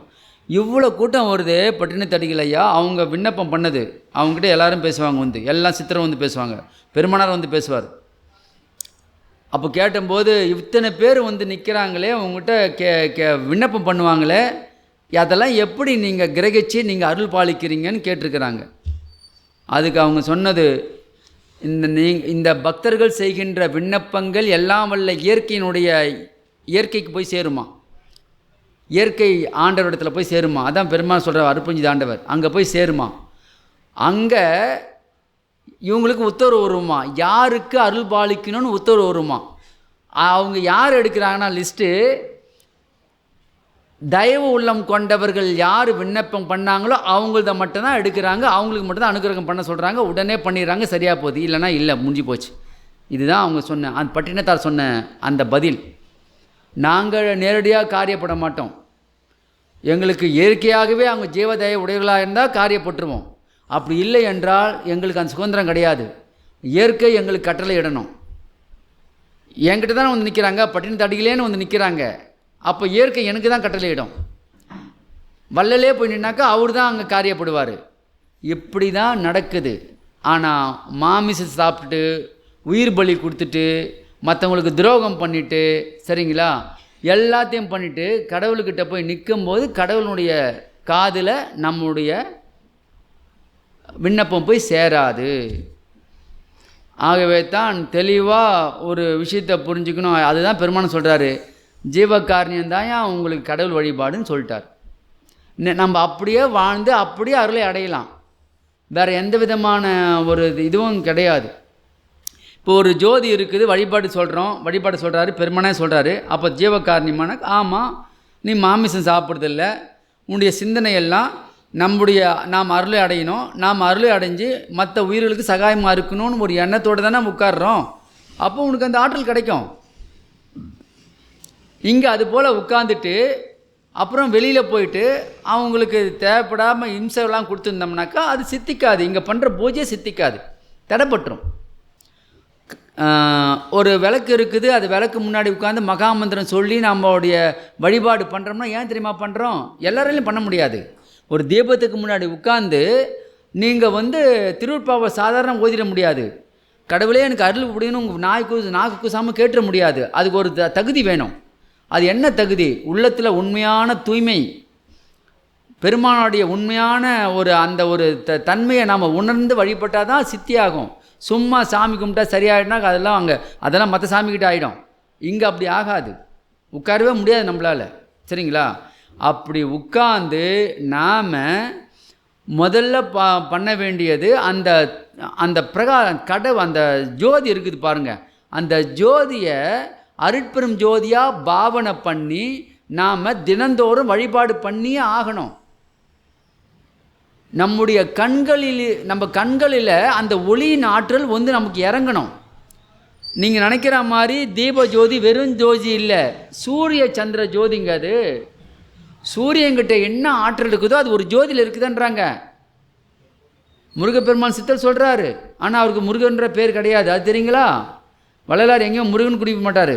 சரவணன் அந்த சரவண பொய்யான்வார், சுப்பிரமணியம் சொல்லியிருப்பார், தத்துவ கடவுள்னு இருப்பார், புரியுதுங்களா? ஆனால் முருகர் என்பது இந்த உலக மக்கள் வச்ச பேர், அது கலிபுருஷனை வச்ச பேர், மாற்றி வச்சுட்டான். அதெல்லாம் டாக்டிஸ் தெரியுங்களா? என்னுடைய பேர் அப்படி சொல்ல, நான் விசாகன் வந்திருக்கிறேன் அவர் பேசும்போது சொன்னது. அவர்கிட்ட பேசுவார், நான் சொல்கிறேன் அவர்கிட்ட, நான் விசாகன் பேசுகிறேன். விசாகன் என்ற யாருன்னு அவருக்கு தெரியல. அப்புறம் என்கிட்ட கேட்டார், விசாகன்னா முருகன் சொல்லுவார். அப்புறம் திரும்பி அவரையே கேட்டாங்க ஒரு நாள், நீங்கள் முருகரார்னு. அப்படியும் சொல்லுகின்றார்கள். உங்கள் காலம் என்னன்னு கேட்டாங்க. உங்களுடைய காலம் என்ன, நீங்கள் எப்போ பிறந்தீங்கன்னு. என் காலத்தை கணித்து அறிய முடியாது, நான் காலம் கடந்தவன், அக்னியிலிருந்து தோன்றியவன், முதல் சித்தன் சொன்னாராம் விசாகமூர்த்தி பெருமான். புரியுதுங்களா? ஆனால் வள்ளல் பெருமானார் இங்கே தத்துவ கடவுள்ன்றாங்க, நீங்கள் குடும்பம் தத்துவ கடவுள், அவர் அங்கே இருக்கிறது உண்மை. புரியுதுங்களா? சுப்பிரமணியம் என்ற தத்துவத்தை 6 தலை வச்சு 12 கையை வச்சு கும்பிட்றது தத்துவம். சரிங்களா? சுப்பிரமணியம் என்பது ஆன்ம பிரகாசம். சரிங்களா? ஆனால் அவருக்கே சுப்பிரமணியம் ஏன் பேர் வந்ததுனாக்கா, விசாகமூர்த்தி பெருமானுக்கு அவருக்கு ஏன் சுப்பிரமணியர்னு அவர் சொன்னார். என் பேர் சுப்பிரமணியமும் சொல்லுவாங்கன்னாரு. ஏனென்றால் அக்னியிலிருந்து வந்ததுனால, அந்த ஆன்ம பிரகாசத்திலிருந்து வெளிப்பட்டதுனால அவருக்கு அந்த சுப்பிரமணியம்னு பேர் பொருந்திருச்சு. ஆனால் சுப்பிரமணியம் என்பது ஆன்ம பிரகாசமே. என்னுடைய இயற்பெயர் விசாகன், நான் தாய் தந்தைக்கு பிறக்கலை, அக்னியிலிருந்து தோன்றியவன். புரியுதுங்களா? இருக்கிறாங்க அவங்கெல்லாம், ஆனால் இல்லைன்னு பேசிட்டு இருக்கிறார் ஊர் உலகத்தில். ஆகவே எவ்வளவோ இருக்குது இதுங்க. இந்த குறுகிய காலத்தில் எனக்கு அவங்க மூலமாக, இன்னொருத்தர் மூலமாக எனக்கு தெரிவித்த செய்திகள், தெரிவித்து கொண்டிருக்கின்ற ரகசியங்கள் எவ்வளவோ இருக்குது. இதையெல்லாம் இவ்வளோ தான் சொல்லணும், இவ்வளோ சொல்லக்கூடாதுன்னு அவங்க நிர்ணயம் பண்ணுறாங்க. எதை சொல்லணும் எதை சொல்லக்கூடாதுன்னு அதை வச்சு தான் உங்களுக்கு வெளிப்படையாக சில விஷயங்களை சொல்லலை. சரிங்களா? ஆகவே ஏன்னா சொல்லக்கூடாதுன்றது கட்டாயம், சொல்லணும்னு சொல்கிற விஷயம் மட்டும் தான் சிலது சொல்லியிருக்கிறேன். ஏன் சொல்கிறேன்னாக்கா, இந்த உண்மையை அறிந்து கொள்ள வேண்டும் உலகம், உண்மை அறியாமல் இருக்குது. அதனால் வள்ளல் பெருமான் சொன்ன அந்த ஜீவ காருண்ய சிந்தனை இருக்குது பார்த்தீங்களா, அது ஒன்று தான் நம்மளை உயர்நிலைக்கு ஏற்றம் வெற்றி, எதுவுமே ஏற்றாது நம்மளை. அந்த ஜீவகாருண்ய சிந்தனையின் மூலமாக அன்பு பெருகும் என்றார். அன்பின் மூலமாக அருளை அடைவது சத்தியம், அதில் தடையும் இல்லைன்றார். ஆனால் அந்த ஜீவ தயவு விருத்தி அடையலை, யாருக்கும் விருத்தி அடையலை. காரணம் சத்விசாரம் செய்யலை. ஜீவகாருண்யம் எப்போ உங்களுக்கு விருத்தி அடையனாக்கா, அதில் இருக்கிற உண்மையை தெரிஞ்சுக்கிட்டால் தான் விருத்தி அடையும். அதனுடைய ஜீவகாருண்யத்துடைய உண்மை எங்கே இருக்குதுனாக்கா, உங்களுடைய அறிவில் இருக்குது. பகுத்தறிவுன்னு சொல்கிறீங்களே, பகுத்தறிவுடைய உண்மை தெரியுமான்னு கேட்டார் பெருமானார். பகுத்தறிவில் முழுமை பெற்றால் 6ஆம் திருமுறை நமக்கு அனுபவமாகும் என்னார். பகுத்தறிவில் முழுமை பெற்றால் 6ஆம் திருமுறை அனுபவமாகும். அப்போ 6ஆம் திருமுறை என்பது வள்ளல் பெருமானுடைய 6வது அறிவு சொல்கிறோமே நம்மளுக்கு பகுத்தறிவு, அது முழுமை பெற்றதுனாலேயே அவர் பெற்ற அனுபவங்க. பெருமானார் 9வது அனுபவத்தில் அறிவு நிலையில் இருக்கிறார், அதான் கடைசியாம். புரியுதுங்களா? அப்போ 6வது அறிவு நிலை என்பது பகுத்தறிவு. அந்த பகுத்தறிவினுடைய பூரணத்துவம் நம்மளுக்கு வெளிப்பட்டு விட்டால் நாம் வள்ளலார் பெற்ற அந்த 6ஆம் திருமுறை அனுபவம் மொத்தம் நமக்கு சாத்தியமாயிடும். ஆனால் நம்முடைய பகுத்தறிவு ஒரு கிஞ்சித்த அளவு தான் நிற்கிது அப்படி நாம் உணரலாம். நாம் பகுத்தறிவுன்னு நான் பகுத்தறிவாதன் பேசிட்டு இருக்கிறாங்க ஊர் ஃபுல்லாக டமரா அடிச்சுக்கிட்டு. ஒருத்தருக்கும் பகுத்தறிவு கிடையாது, பகுத்தறிவு காரியப்படலை. சரிங்களா? பகுத்தறிவு என்பது அதுக்கு டெஃபினிஷனே 6ஆம் திருமுறை அனுபவம் தான். பெருமானார் சொன்னது 6ஆம் திருமுறை அனுபவம் தான் பகுத்தறிவின் உச்சம். அதுக்கப்புறம் மேலே போய் தாண்டதெல்லாம் இருக்குது, அதெல்லாம் அவர் அனுபவத்தில் பெற்றார். அதுவே நம்மளால் நினச்சி கூட பார்க்க முடியல. அதனுடைய அனுபவம் அப்படி இருக்குது. இறைவன் ஒன்றரை கலந்து தானாகி எல்லாம் தானாகி அவரே அது நிற்கிற நிலைக்கு 6ஆம் பகுத்தறிவுடைய உண்மைத்தன்மை இருக்குது அப்படின்னு சொல்லப்படுது. ஆகவே இந்த உண்மையெல்லாம் இப்படி இருக்கிறதுனால நாம் உயிர்களை பொதுவாக நேசிக்கணும். பிறகு இன்னொரு உண்மையாக சொன்னாங்க, என்னன்னாக்கா, அந்த காலத்தில் உணவு தட்டுப்பாடு இருந்தது. ஜீவர்களுக்கு மனுஷர்களுக்கு உணவு கொடுக்க சொன்னது வாசவந்தான். அப்பொழுது ஜீவர்களுக்கு மற்ற ஜீவராசிகளுக்கு அந்த பிரச்சனை இல்லை. ஏன்னா விவசாயம் பெருகி இருந்தது, எல்லா வீட்லேயும் ஆடு மாடு இருந்தது, பசு இருந்தது, தாராளமாக உணவு கிடச்சிது. ஆனால் இப்பொழுது நிலைமை வேறு. எல்லா மனிதர்களுக்கும் உணவு உண்டு, ஜீவராசிகளுக்கு உணவு இல்லை. அதனால் அதுகளுக்கு உணவு தர வேணும்னு சொன்னார். அதுகளுக்கு உணவு தர ஆன்ம நேயம் உண்டாகும். அதனால் பேதம் பார்க்காதீங்க, அதுங்களுக்கும் உணவு தரணும் அப்படின்னு ஒரு யூடியூப்பில் ஒருத்தர் நான் யூடியூப்னாக்கா வாட்ஸ்அப்பில் முக்கியமான செய்தி இல்லை முக்கியமானவங்க எதனா அனுப்பிச்சா பார்ப்பேன், இல்லைனாக்கா நான் அதை நோண்டின்னு இருக்க மாட்டேன். ஏன்னா என்னுடைய நேரம் வீணாயிடுமேன்னு சொல்லிட்டு ரொம்ப முக்கியமான அது இறைவனே எனக்கு காட்டுவார். எது கரெக்டாக எனக்கு தேவையோ அதில் போய் கிளிக் பண்ண வைப்பார். அது கேட்பேன், அதில் இருக்கிற சில உண்மையை அதை தெரிஞ்சுக்கிப்பேன். அதில் எதனா ஒரு பதில் சொல்லணும்னாக்கா ரொம்ப முக்கியமாக இருந்தால் பதிவு போடுவேன், போடவே மாட்டேன். அப்படி ஒருத்தர் என்ன பண்ணிட்டார், ஒரு புதுசாக சன்மார்க்கத்துக்கு வந்திருக்கிறாரு. அவர் அந்த வாட்ஸ்அப்பில் யாரோ போட்ட பதிவில் ஒரு பதிவில் அவர் ஐக்கியமாயிட்டார், ஒருத்தர்கிட்ட ஐக்கியமாயிட்டு அவர் என்ன சொல்லியிருக்காரு, நீங்கள் உரைநடை பகுதியில் உரைநடை பகுதியில் ஐயா சொல்லியிருக்காரு, மற்ற ஜீவர்களுக்கெல்லாம் உணவு கொடுக்க வேண்டிய அவசியம் இல்லை, அதனால் நீங்கள் மனுஷங்களுக்கு மட்டும், அதுவும் மனுஷங்களுக்கு கூட நீங்கள் கொடுக்க வேண்டிய அவசியம் இல்லை, அவங்களுக்கெல்லாம் சாப்பாடு கிடைக்கிது, உங்களை வரையும் நீங்கள் சாப்பிட்டுக்கிட்டு நீங்கள் ஜீவதயவாக இருக்கிறதுக்கு முயற்சி பண்ணுங்க, ஏதோ சொல்லியிருக்கிறாங்க. அதில் வந்ததெல்லாம் படித்தேன். கடைசியில் பிற உயிர்களுக்கு உணவு தர வேணாம் அப்படின்னு சொன்னதுனால நான் நிப்பாட்டிக்கேன்னு பதில் போட்டார். அதில் எல்லாத்தையும் நிப்பாட்டிக்கிட்டேன் அப்படின்னு போட்டோன்னே எனக்கு மனசு தாங்கலை. அடப்பாமே தப்பு பண்ணுறாருன்னு சொல்லிவிட்டு உடனே அந்த இடத்துல போய் அந்த குரூப்பில் போய் நான் அந்த பதிவு போட்டேன், விளக்கமாக போட்டேன். அது ரொம்ப பேருக்கு போய் ரொம்ப சந்தோஷப்பட்டாங்க, இதுதாங்கய்யா உண்மை நிலை அப்படின்னு. அப்போது வள்ளல் பெருமான் சொன்ன அந்த உரைநடை பகுதியில் இருக்கிற விஷயங்களை படிக்கிறோம், அதை நம்ம அனுபவத்துக்கு கொண்டாடணும். நம்ம அனுபவத்தில் அது சரின்னாக்கா ஃபாலோ பண்ணணும். இப்போ வெத்தலை பாக்கு இருக்குது, நான் போடுறேன், எனக்கு அது ஒத்து வரலனாக்கா வள்ளலார் சொன்னால் நான் போட்டுருக்க முடியாது. என் உடம்புக்கு ஒத்து வரல, தள்ளி வை.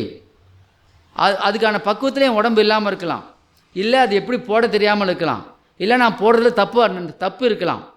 அப்போ நான் அதுக்கேற்ற மாதிரி அது குறைச்சிக்கிறதோ இல்லை வேறு என்ன பண்ணுறதோ அப்படி முயற்சி பண்ணிக்கணுமே தவிர, அவர் சொல்லிட்டாரேன்னு சொல்லிட்டு நான் போட்டு என்னை இம்சை பண்ணிக்கூடாது. அறிவை பயன்படுத்துன்ற பெருமானார், நீ அறிவை பயன்படுத்து, ஒவ்வொரு நூலில் ஒவ்வொரு மாதிரி இருக்கும், அறிவை பயன்படுத்து. ஒரு இடத்துல பெருமானுடைய கருத்துக்கும் அப்போ சொன்ன கருத்துக்கும் அவர் முரண்பாடு சில இடத்துல எனக்கு இருக்குது நான் உணர்ந்துட்டு அது போல் அவங்ககிட்ட கேட்க சொன்னேன், இது போல் இருக்குதுன்னு. அப்போ அவங்க கேட்டதுக்கு பெருமான் சொன்னார், அந்த காலத்தில் சிற்றரசர்கள் சிலர் இந்த உரைநடை பகுதியில் இருக்கிற விஷயங்கள்லாம் மாற்றிட்டாங்களாம்.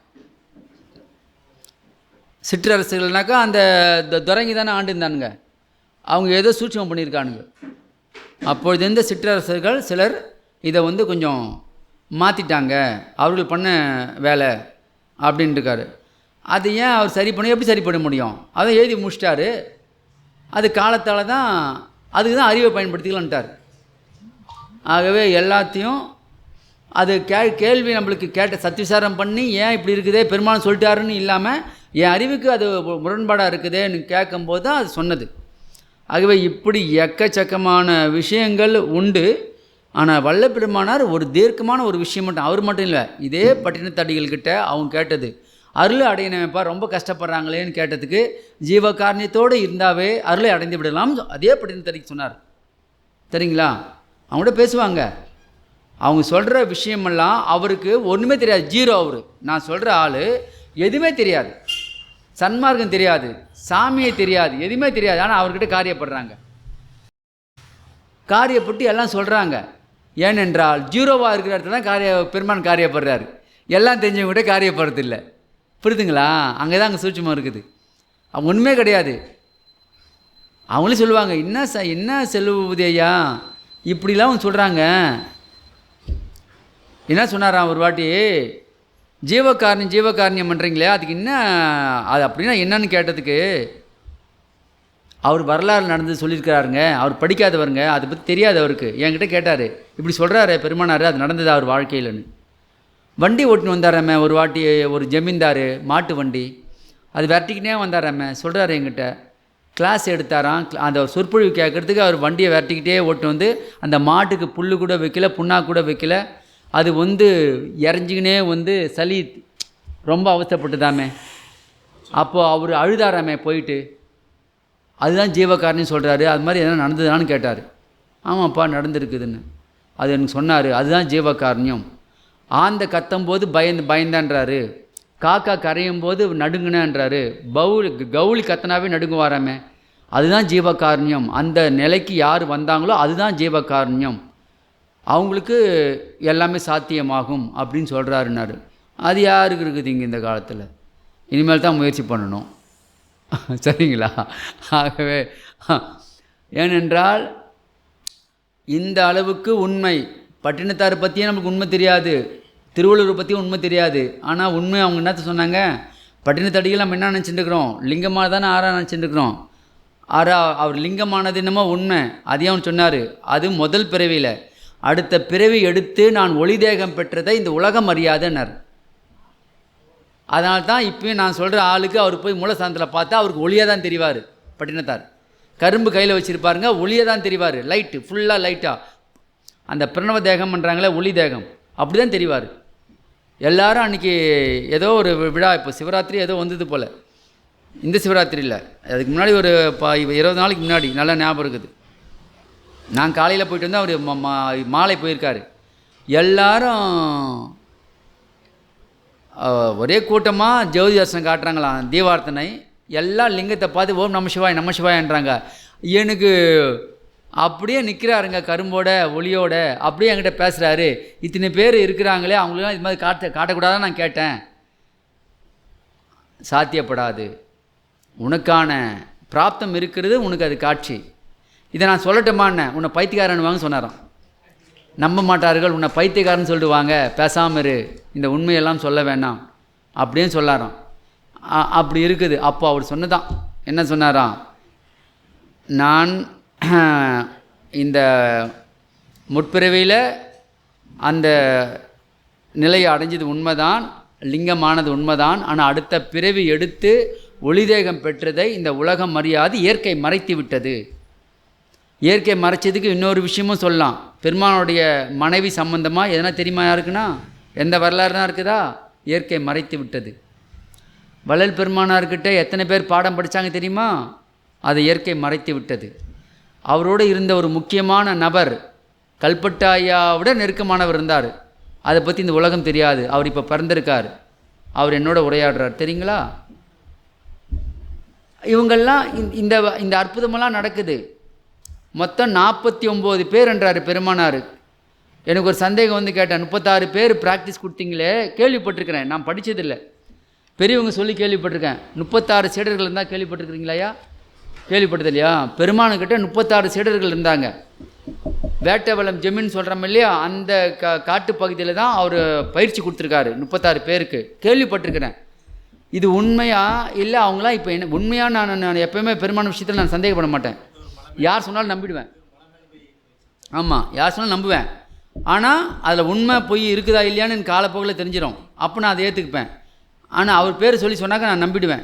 ஏன்னா அவர் பேர் சொல்லி யாரும் பொய் சொல்ல மாட்டாங்கன்ற ஒரு இதுதான்.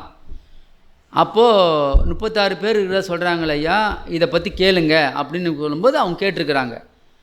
36 பேரில் 49 பேர் சொன்னார். அந்த 49 பேரை போன பூசத்துக்கு போகும்போது அது ஒரு ஐயா மூலமாக தெரிஞ்சுக்கிட்டேன். அவர் சொல்கிறார் கரெக்டாக. 35 பேர் வேட்டவளம் ஜமீனில் 14 பேர் பண்ருட்டிக்கிட்ட ஒரு ஊரான், அங்கே பெண் செடுகளாம் இருந்தாங்களாம். மொத்தம் கூட்டினா 49 பேர் வந்து பெருமான் சொன்னது சரியாக போச்சு கணக்கு. அந்த 49 பேரும் இப்போது பல பேர் பிறந்து எல்லாம் இருக்கிறாங்க. ஆனால் யாருக்குமே அவங்க பெருமானுக்கிட்ட பயிற்சி எடுத்து யாருக்கும் தெரியாது.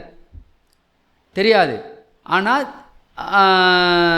தெரிஞ்சு கொண்டவர்கள் சில பேர் இருக்கிறாங்க. அதில் ஒருத்தர் 2 பேர் தான் எனக்கு அறிமுகத்தில் இருக்கிறாங்க. இவர்கள் எல்லாம் 10 ஆண்டுகளில் ஒன்றா கூடுவாங்கன்றார் பெருமானார். 10 ஆண்டுகளில் 10 ஆண்டு கழிச்சு பெரிய சன்மார்க்க புரட்சி உண்டாகும். இதெல்லாம் பதிவு போட்டோம். ஆனால் இதெல்லாம் சொல்லலாம். நான் சொல்லக்கூடாத விஷயம் இருக்குது, சொல்ல மாட்டேன். சொல்கிற விஷயம் இது. 10 ஆண்டுகளில் சன்மார்க்க புரட்சி உண்டாகும். அது நான் இருந்த காலத்தில் என்னால் வெளிப்பட்ட புரட்சி விட பெரிய புரட்சியாக இது மாறும். ஏனென்றால் எதுக்கு தெரியுமா காரணம்? அந்த 49 பேரும் இவருக்கு பயிற்சி கொடுத்த சீடர்கள் அத்தனை பேரும் ஒன்றா சேர்ந்தால் என்ன ஆகும்? எல்லாத்தையும் பிரட்டி போடும். அது நடக்கும். அவங்க சொன்னது சொல்கிறேன். ஆகவே இந்த விஷயமெல்லாம் ஏன் நமக்கு இது பண்ணுறோம்னா, இன்னும் நாம் வந்து உண்மை அறிந்து கொள்ளாமல் காலம் போது இன்னும் 10 வருஷத்தில் அந்த உண்மையெல்லாம் வெளிப்பட போது. இதை பெருமானார் நமக்கு தீர்க்கமாக வெளிப்படுத்துகிறாரு. பெருவெளியை கூட கேட்டாச்சுங்க, சரிங்களா? அதெல்லாம் சொல்லக்கூடாதுன்ட்டார். பெருவெளியை பற்றி கூட கேட்டாச்சு, அதுக்கு எனக்கு சொல்லிட்டார். நாமெல்லாம் போகாத காரணமும் அதுதான், அதிலே புரிஞ்சிக்கலாம், சரிங்களா? ஆகவே ரொம்ப நம்ம தெளிவாக இருக்கணும். அந்த தெளிவு எப்படி இருக்கணும்னாக்கா, முதல்ல நம்மை நாம் வளர்த்து கொள்ள வேண்டும், சரிங்களா? நம்மை நாம் வளர்த்துக்காமல் நம்மளுடைய ஜீவனுக்கு நாம் உபகாரம் பண்ணாமல் நம்மளால் வெளியில் எதுவுமே செய்ய முடியாது, எதுவுமே பண்ண முடியாது. நாம் நம்ம ஜீவனை நல்ல உயர்நிலைக்கு ஏற்றுறதுக்கு நல்ல குணம்தான் தேவை. அந்த குணத்தை வச்சு நம்ம மேலே ஏறணும், அவ்வளோதான். அதுதான் எதிர்பார்க்குறாரு. ஞானிகளே, பெரிய பெரிய ஞானிகளே என்ன எதிர்பார்க்குறாங்க? நல்ல குணம் இருக்குதா உடனே காரியப்படுவாங்க, இல்லை காரியப்பட மாட்டாங்க. நான் சொல்கிற அன்பர் பழனிக்கு போனாருங்க. பழனியில் சஷ்டி அன்னைக்கு இந்த அற்புதமெல்லாம் எங்கே பார்ப்பீங்க? பழனியில் சஷ்டி எப்படி இருக்கும் கூட்டம்? செவ்வாய்க்கிழமை, அது செவ்வாய்க்கிழமையும் கூட்டம், சஷ்டியில் பயங்கர கூட்டம். என்கிட்ட சொல்லிட்டு போகிறார் பழனிக்கு. நான் நினச்சிக்கிட்டேன், சரி இவருக்கு தான் பெருமானார் கூடயே இருக்கார், இவர் என்ன போய் பார்த்து தான் வரப்போகிறார், அப்படி நம்பிக்கையோடு இருந்துட்டேன். அப்படியே நடந்தது. இவர் மலை மேலே ஏறி போகிறார், படிக்கட்டு மேலே ஒரே கூட்டம். இவருக்கு விஐபி கிடையாது, யாரும் தெரியாது, போயிட்டே இருக்கிறாரு. ஒருத்தர் வந்தார் வழியில், சொன்னார் என்கிட்ட, எங்கப்பா உள்ள தானே போனவா, கையை பிடிச்சாராம். கையை பிடிச்சி கூட்டின்னு போனாராம். என்னங்கய்யா உன் பேர் சுரேந்தர் தானேன்னு கேட்டாராம். ஆமான்னு. அப்புறம் என் பேர் புலிப்பாணியன்னாராம். அவ்வளோதான். புலிப்பாணினா யாருங்க ஐயா என்னை கேட்டார். ஓ புலிப்பாணி சித்தரியா அப்படின்னு. அப்படியா, வந்து கையை பிடிச்சாரு, கூட்டி போனார். நான் நேராக உள்ளே போயிட்டேங்கன்றாரு. இவருக்கு முன்னாடி கிளம்புனவங்க ஒரு இடத்துல இருக்கிறாங்க. அவங்க இவர் பார்த்துட்டு வந்து 1.5 மணி நேரம் கழிச்சு வர்றாங்க. அதுக்கு முன்னாடி 1.5 மணி நேரத்துக்கு முன்னாடி போனவங்க.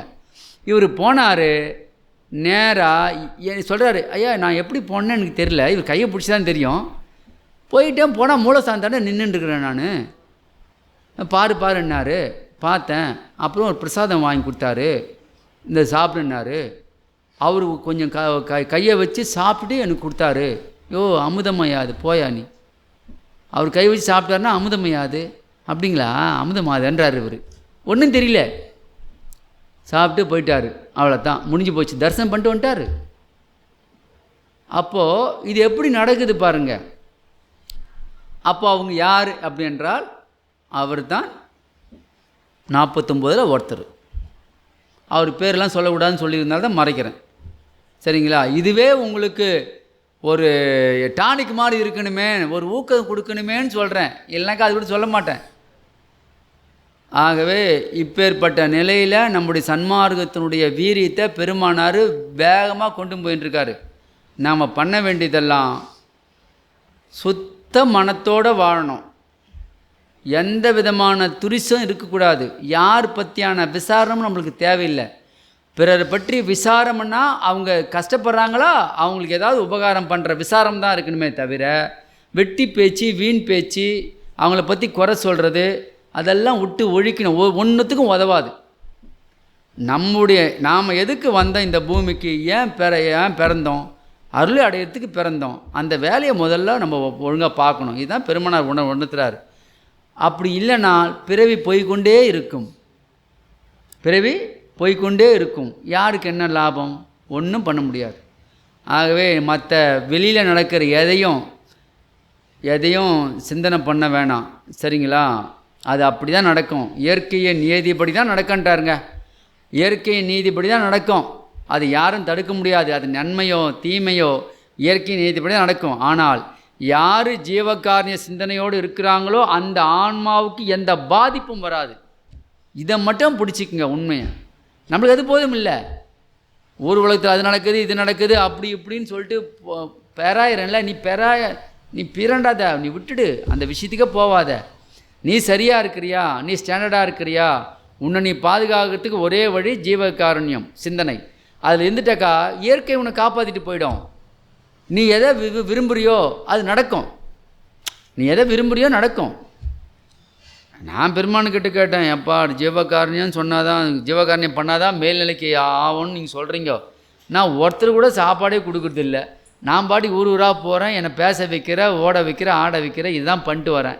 அப்போ எனக்கு என்ன, நான் எப்படி அருள் அடையிறதுன்னு?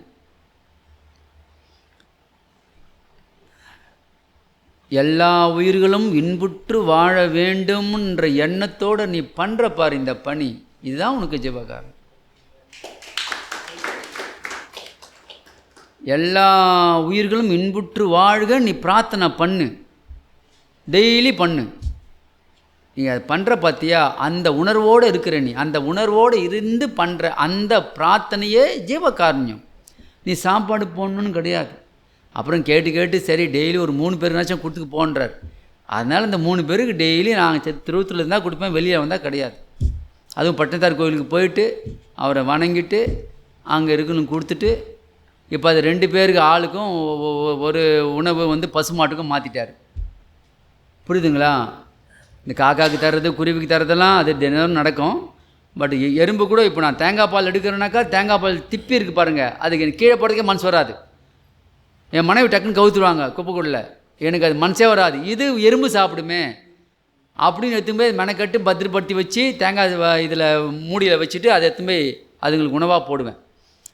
ஆகவே இப்படியெல்லாம் நம்ம ஜீவகாருண்யம் பண்ண பண்ண பண்ண அந்த ஆன்மா இருக்குது பார்த்தீங்களா. அதே போல் ஒரு இடத்துக்கு போனேன், பெதட்டூர் பேட்டன் திருத்தணிக்கு போனேன். நம்ப மாட்டீங்க, சொற்பொழிவுக்குன்னு கூப்பிட்டாங்க. போனேன், 4 பேர் தான் இருந்தாங்க. தெரியுங்களா? நான் போனது எவ்வளோ தெரியுமா சிரமப்பட்டு போனேன், அவ்வளோ சிரமப்பட்டு போனேன். அந்த இடத்துக்கு நைட்டு போய் இறங்கினேன், எல்லாம் முடிஞ்சுது. காலையில் சொற்பொழிவு, அது காடு கிராமம், 4 பேர் வந்து உட்காந்துருக்குறாங்க ஏற்ற மாதிரி. எப்படி இருக்கும்? இதுக்காடா இவ்வளோ தூரம் பெருமானார், எனக்கு இதுக்காக இவ்வளோ தூரம் வந்து உட்கார வச்சே என்ன, அங்கே இருந்துட்டு போயிருக்கலாமே. இப்படி இந்த விளக்கம் கேட்குறது கூட ஆள் வரலன்னா நான் எதுக்கு உட்காந்துருக்கிறது, நான் எதுக்கு வந்தேன்? ஏன் அப்போது பெருமானை உணர்ந்து இந்த 4 பேருக்காக நீ வரல, நீ சொல்கிற அந்த மகா மந்திரமும் அந்த பாடல்களும் அந்த வார்த்தைகளும் கோடானு கோடி ஜீவராசிகள் இங்கே இருக்குது, அத்தனைக்கும் போய் சேரும் நினைவுக்குள். நீ ஒருத்தருக்கு சொல்லலை, 4 பேருக்கு சொல்ல வரல.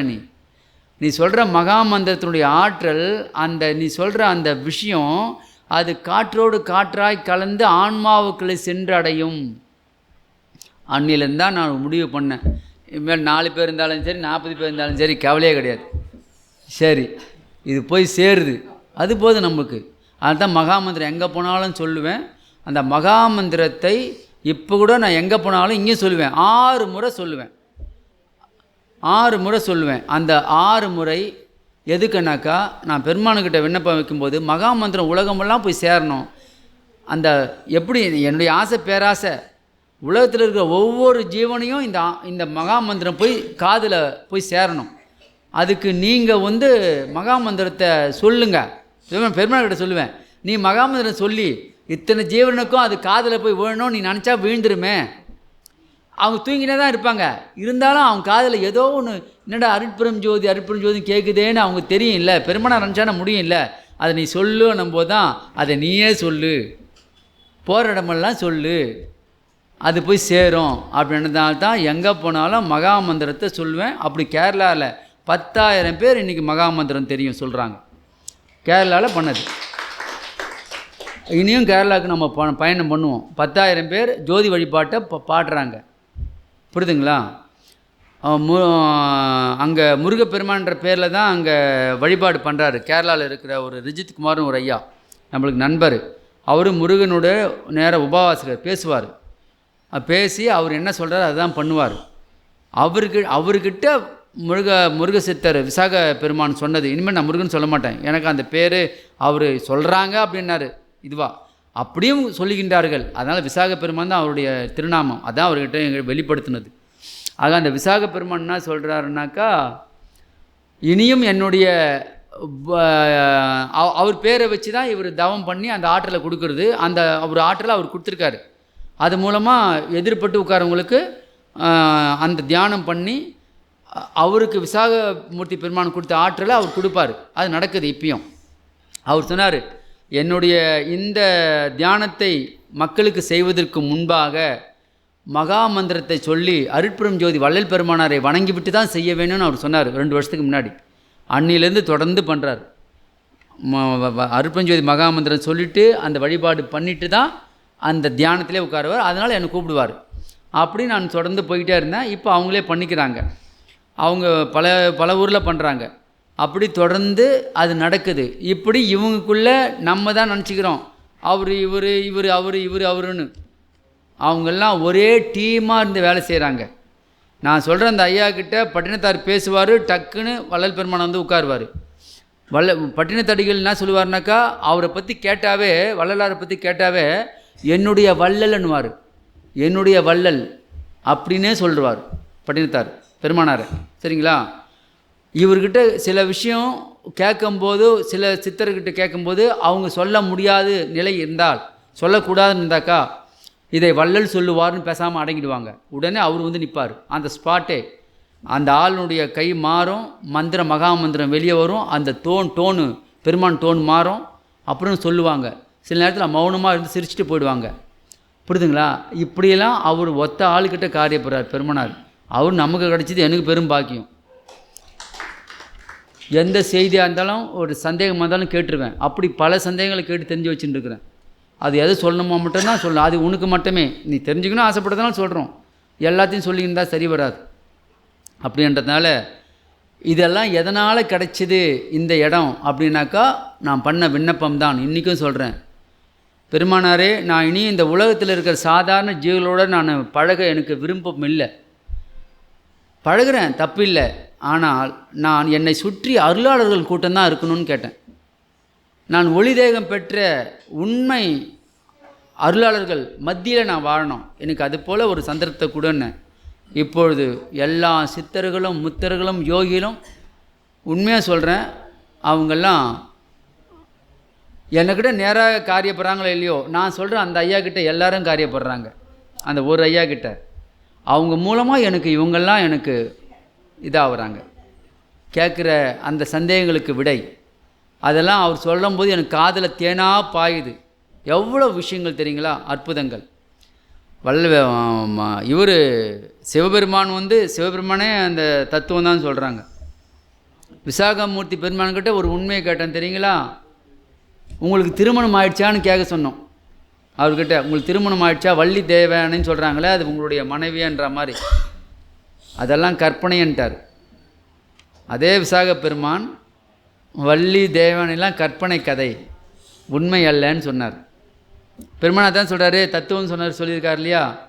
ஸோ ஆகவே அந்த அற்புதமான அந்த நிலையில் அவங்க இருக்கிறதுனால எனக்கு வந்து இப்போது அந்த கலப்பு நேரடியாக அவங்களோட நான் உரையாடலினாலும் எனக்கு உணர்வில் உணர்த்துவாங்க. ஆனால் அவரோட நேரடியாக உரையாடுவாங்க. ஆகவே உங்களுக்கெல்லாம் இதுக்கு வரையும் தெரிஞ்ச ஒரு உண்மையை வச்சு உங்களுக்கு என்ன சொல்ல விரும்புகிறேன் அப்படின்னாக்கா, தயவு கூர்ந்து இனியும் இந்த உலகில் விஷயங்களில் ரொம்ப நீங்கள் சிக்க வேணாம். அருளை அடைவதற்கு சகாயமான காலம் இது. வள்ளல் பெருமானாரும் மற்ற எல்லா சித்தர்களுமே காத்துக்கிட்டு இருக்கிறாங்க. நாம் நினைக்கிறோம் பட்டினத்தாரெலாம் கருணை வடிவமாக நிற்கிறாங்க தெரியுங்களா. அது அவங்க பண்ணுற உதவிலாம் சாதாரணம் இல்லை. நான் சொல்கிற அந்த ஐயா பைக்கில் போகிறாருனாக்கா, ஒரு குறிப்பிட்ட இடத்துக்கு போகிறாருனாக்கா அவங்கள அங்கே வர சொல்லுவாங்க. மேலே பருந்து மாதிரி கழுகு சொல்லுவாங்க இல்லையா, கருடன், அப்படி கூடயே போவாங்க. ஏன்னா அப்படி பாதுகாக்கிறாங்க.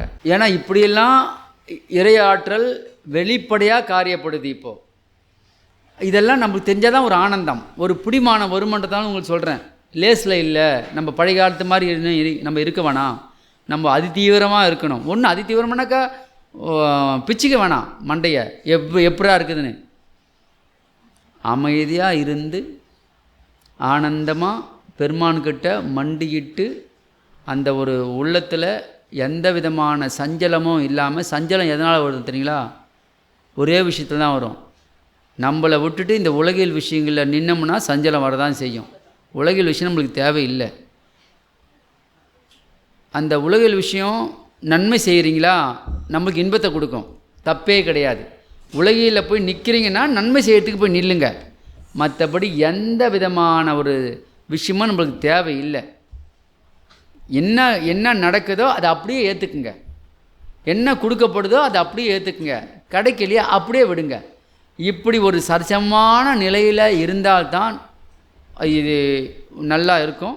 அந்த உணர்விலே இருந்து பெருமான்கிட்ட ஜீவகாருண்ய சிந்தனை எனக்கு வேணும், ஜீவகாருண்யம் வளரணையா, எனக்கு கருணை செய்யுங்கய்யா, உங்களுடைய ஜீவத்தன்மையை எனக்கு கொடுங்கய்யான்னு இப்படியே கேளுங்க. என்ன குறைஞ்சிட போகுது? நான் அப்படி தான் கேட்பேன். பெருமானாரே, நீ எவ்வளவு அறிவு வச்சுருக்கிற, உன்னுடைய அறிவு எல்லை இல்லாது, அதில் கொஞ்சம் எனக்கு கொடுக்கூடாதா நீ? இப்படி தான் கேட்பேன். உன்னுடைய வடிவு அருள் வடிவு, அந்த வடிவில் எனக்கு கொஞ்சம் வரக்கூடாதா அப்படின்னு. ஆகவே இதுக்கு சரியான ஒரு தீர்வு, கண்ணாடி முன்னாடி போய் நில்லுங்க, இதை பண்ணி பாருங்கள், உங்களுக்கு வித்தியாசம் தெரியும். நான் ஒன்று சொல்கிறேன்னாக்கா ப்ராக்டிஸ் பண்ணி அதில் உண்மை அனுபவம் பெற்ற பிறகு தான் நாம் சொல்லுவோம். நீங்கள் கண்ணாடி முன்னாடி போய் நில்லுங்க, உங்களுடைய உருவத்தை நீங்கள் அருட்பெருஞ்சோதி மகாமந்திரம் சொல்லி வணங்குங்க. வள்ளல் பெருமானாரவே உங்களை பாவிங்க, அந்த கண்ணாடியில் பாவித்து அருட்பெருஞ்சோதி அப்படின்னு வணங்குங்க. சரிங்களா? வணங்கி நீங்கள் என்ன கேட்குன்னு நினைக்கிறீங்களோ கேளுங்க, என்ன சந்தேகமோ கேளுங்க, இல்லை உங்களுடைய அறிவு விளக்கம் விருத்தி ஆகும்னு நினச்சிங்களோ அதையும் கேளுங்க. இப்படி கேட்கும்போது கண்ணாடியில் நீங்கள் தான் கண்ணாடியில் இருக்கிறதா உங்களுக்கு தெரியும், ஆனால் நாம் கிடையாது. ஆகவே அது அருட்பெரும் ஜோதியே அந்த வடிவில் இருக்குது, நாம் ஒரு அணுவாக இருக்கிறோம். இது தெரியாத ஆரம்பத்தில், அப்புறம் போக போக போக தான் நமக்கு விளங்கும். ஆனால் கண்டிப்பாக ஒரு மாற்றம் உண்டு என்பதாக கூறிக்கொண்டு, இந்த உயிருள் யாம் எம்முள் உயிர் இவை உணர்ந்தே உயிர் நலம் பரவணும். அதனால் உயிர்கள் வேறு வேறு நினச்சி நாம் விட்டுற வேணாம். நாம் தான் மற்ற உயிர் தான் நாம இருக்கிறோம் என்ற ஒரு சிந்தனையோட பெருசாக உதவி பண்ணணும்னு மண்டையை போட்டு காய்ச்சிக்க வேணாம். நம்மளால் முடிஞ்சுது, சரிங்களா? ஒரு பிடி சாப்பாடு எறும்புகளுக்கு கொடுத்தாலும் நம்மளுடைய தகுதி என்னவோ அதை, ஆனால் தினந்தோறும் ஜீவராசிகளுக்கு எந்த வகையிலாவது உணவு கொடுத்தாகணும். மனிதர்களிடத்துல கூட நீங்கள் நல்ல வார்த்தையை பேசி உறவு வச்சுக்கலாம். ஜீவர்களிடத்தில் எந்த விதமான விஷயம், உணவு மட்டும்தான். உணவு கொடுத்தா அது உங்களோட இணக்கமாகும், புரியுதுங்களா? அதோடு தான் உங்களால் கனெக்டிங் ஆக முடியும். மற்ற ஜீவர்களுக்கு மனுஷனும் இல்லாமல் மற்ற எந்த ஜீவராசியும் உங்கள்கிட்ட எதிர்பார்க்கல. அந்த பசிக்கு உணவு எதிர்பார்க்குது. பசுமாட்டுக்கு நீங்கள் சப்பாத்தி போட்டு பாருங்கள், அது அந்த ஆனந்தத்தில் சாப்பிடுது. பசியில் இருக்கிற அந்த பைரவருக்கு பிஸ்கட் போட்டு பாடுங்க, சிலர் சாப்பிடலாம் பிரச்சனை இல்லை, சாப்பிட்றத பாருங்கள், அவ்வளோ ஆனந்தமாக. சரிங்களா? காக்காவுக்கு பாருங்கள், மிச்சர் போட்டு பாருங்கள், காக்கான்னு கூவி எல்லாத்தையும் வர வச்சு ஆனந்தமாக சாப்பிடும். நம்மளை கூப்பிடுது, அந்த டைம் வந்துச்சா கூப்பிடுது, வீட்டாண்டே கூப்பிடுது. அப்போ அந்த அளவுக்கு அறிவு விஸ்தாரம் இருக்குது. ஆகவே இதெல்லாம் வாழ்த்தும், சத்தியமாக வாழ்த்தும். மனுஷன் மட்டும் வாழ்த்த மாட்டான், மனுஷனை விட அது வாழ்த்தும். ஏன்னா அதுக்கு பசி ஒன்று தான் பிரச்சனை. அது தீர்ந்து போச்சுன்னா அதுக்கு வேறு எந்த கஷ்டமும் இல்லை. ஆனால் மனுஷனுக்கு அப்படி இல்லை, பசி தீர்ந்த உடனே அடுத்தடுத்து இருக்குது. அதனால் அவங்க வாழ்த்தது எந்த அளவுக்கு பெருசோ நம்மளுக்கு தெரியாது. ஆனால் ஜீவராசிகள் எதையும் எதிர்பார்க்கல. அந்த பசிக்கு ஏதோ தனக்கு எதனா கொடுத்துட்டாங்கனாக்கா அது மனசார வாழ்த்திட்டு போது பாருங்கள். அந்த வாழ்த்து நம்முடைய ஆன்மாவுக்கு ஆன்ம நேயத்தை உண்டு பண்ணும். மனுஷனுக்கு நீங்கள் செய்கிற உதவி மனித நேயத்தை தான் உண்டு பண்ணும். எல்லா ஜீவராசியும் தன் உயிராக நினச்சி பண்ணுறீங்க பாருங்கள், அது ஆன்ம நேயத்தை உண்டு பண்ணும். பண்ணி பாருங்கள், அப்போ தெரியும் வித்தியாசம். ஆகவே அப்பேற்பட்ட ஆன்ம நேயத்தோடு நாம் வாழ்வதற்கு இந்த உலகில் இருக்கிற ஜீவராசிகளே அதுக்கு நமக்கு தோதா இருக்குது. நமக்கு கொடுக்கப்பட்ட இந்த தேகேந்திரிய கருவி கரணங்களே பெரிய தேகேந்திரிய கருவி கரணங்களாக மாற்றிக்கணும். சிறுசாக இருக்கிறத பெருசாக மாற்றிக்கணும். அதாவது தயவு விருத்தியாகவே அந்த தேகேந்திரிய கருவி கரணங்கள் பெருசாகும். அப்போது வடிவம் மாறும், தெய்வீக வடிவமாக மாறும். சரிங்களா? தயவு விருத்தி அடையும். அதனால் 10 கை வந்துடாது நம்மளுக்கு. உள்ளத்தில் தயவு விருத்தி ஆகும். சரிங்களா? செய்கின்ற அந்த சேவை பெருகும். இப்படியாக இருக்கிறதுனால் தயவு கொண்டு அன்பான அருட்பெரும் ஜோதி அருளாளர்களே, நாம் இன்று தொடங்கி இனியும் நம்முடைய காலங்கள் எவ்வளவு என்று நம்மளால் அறிய முடியாது. இருப்பினும் 80 வயசு நெருங்கிட்டோம், ஐயோ நம்மளுக்கு முடிஞ்சு போச்சா கதைனாக்கா அப்படி இல்லை. நினச்சா 10 ஆண்டுகள் இறைவனால் நமக்கு அதிகப்படுத்தி கொடுக்க முடியும். அதுக்கு ஜீவகாருண்ய சிந்தனை ஒன்று இருந்து எனக்கு மாற்றி கொடுங்கனாக்கா கண்டிப்பாக கொடுப்பாங்க. நம்முடைய அறிவையும் நம்முடைய ஜீவ தயவையும் மேம்படுத்தி கொண்டு எல்லாம் வல்ல அருட்பெருஞ்சோதி ஆண்டவரின் அருளை பெறுவோம், ஆனந்த வாழ்வில் வாழ்வோம் என்று கூறிக்கொண்டு விடைபெறுகின்றோம். நன்றி, வணக்கம். அருட்பெரும் ஜோதி, அருட்பெரும் ஜோதி, தனிப்பெரும் கருணை, அருட்பெரும் ஜோதி.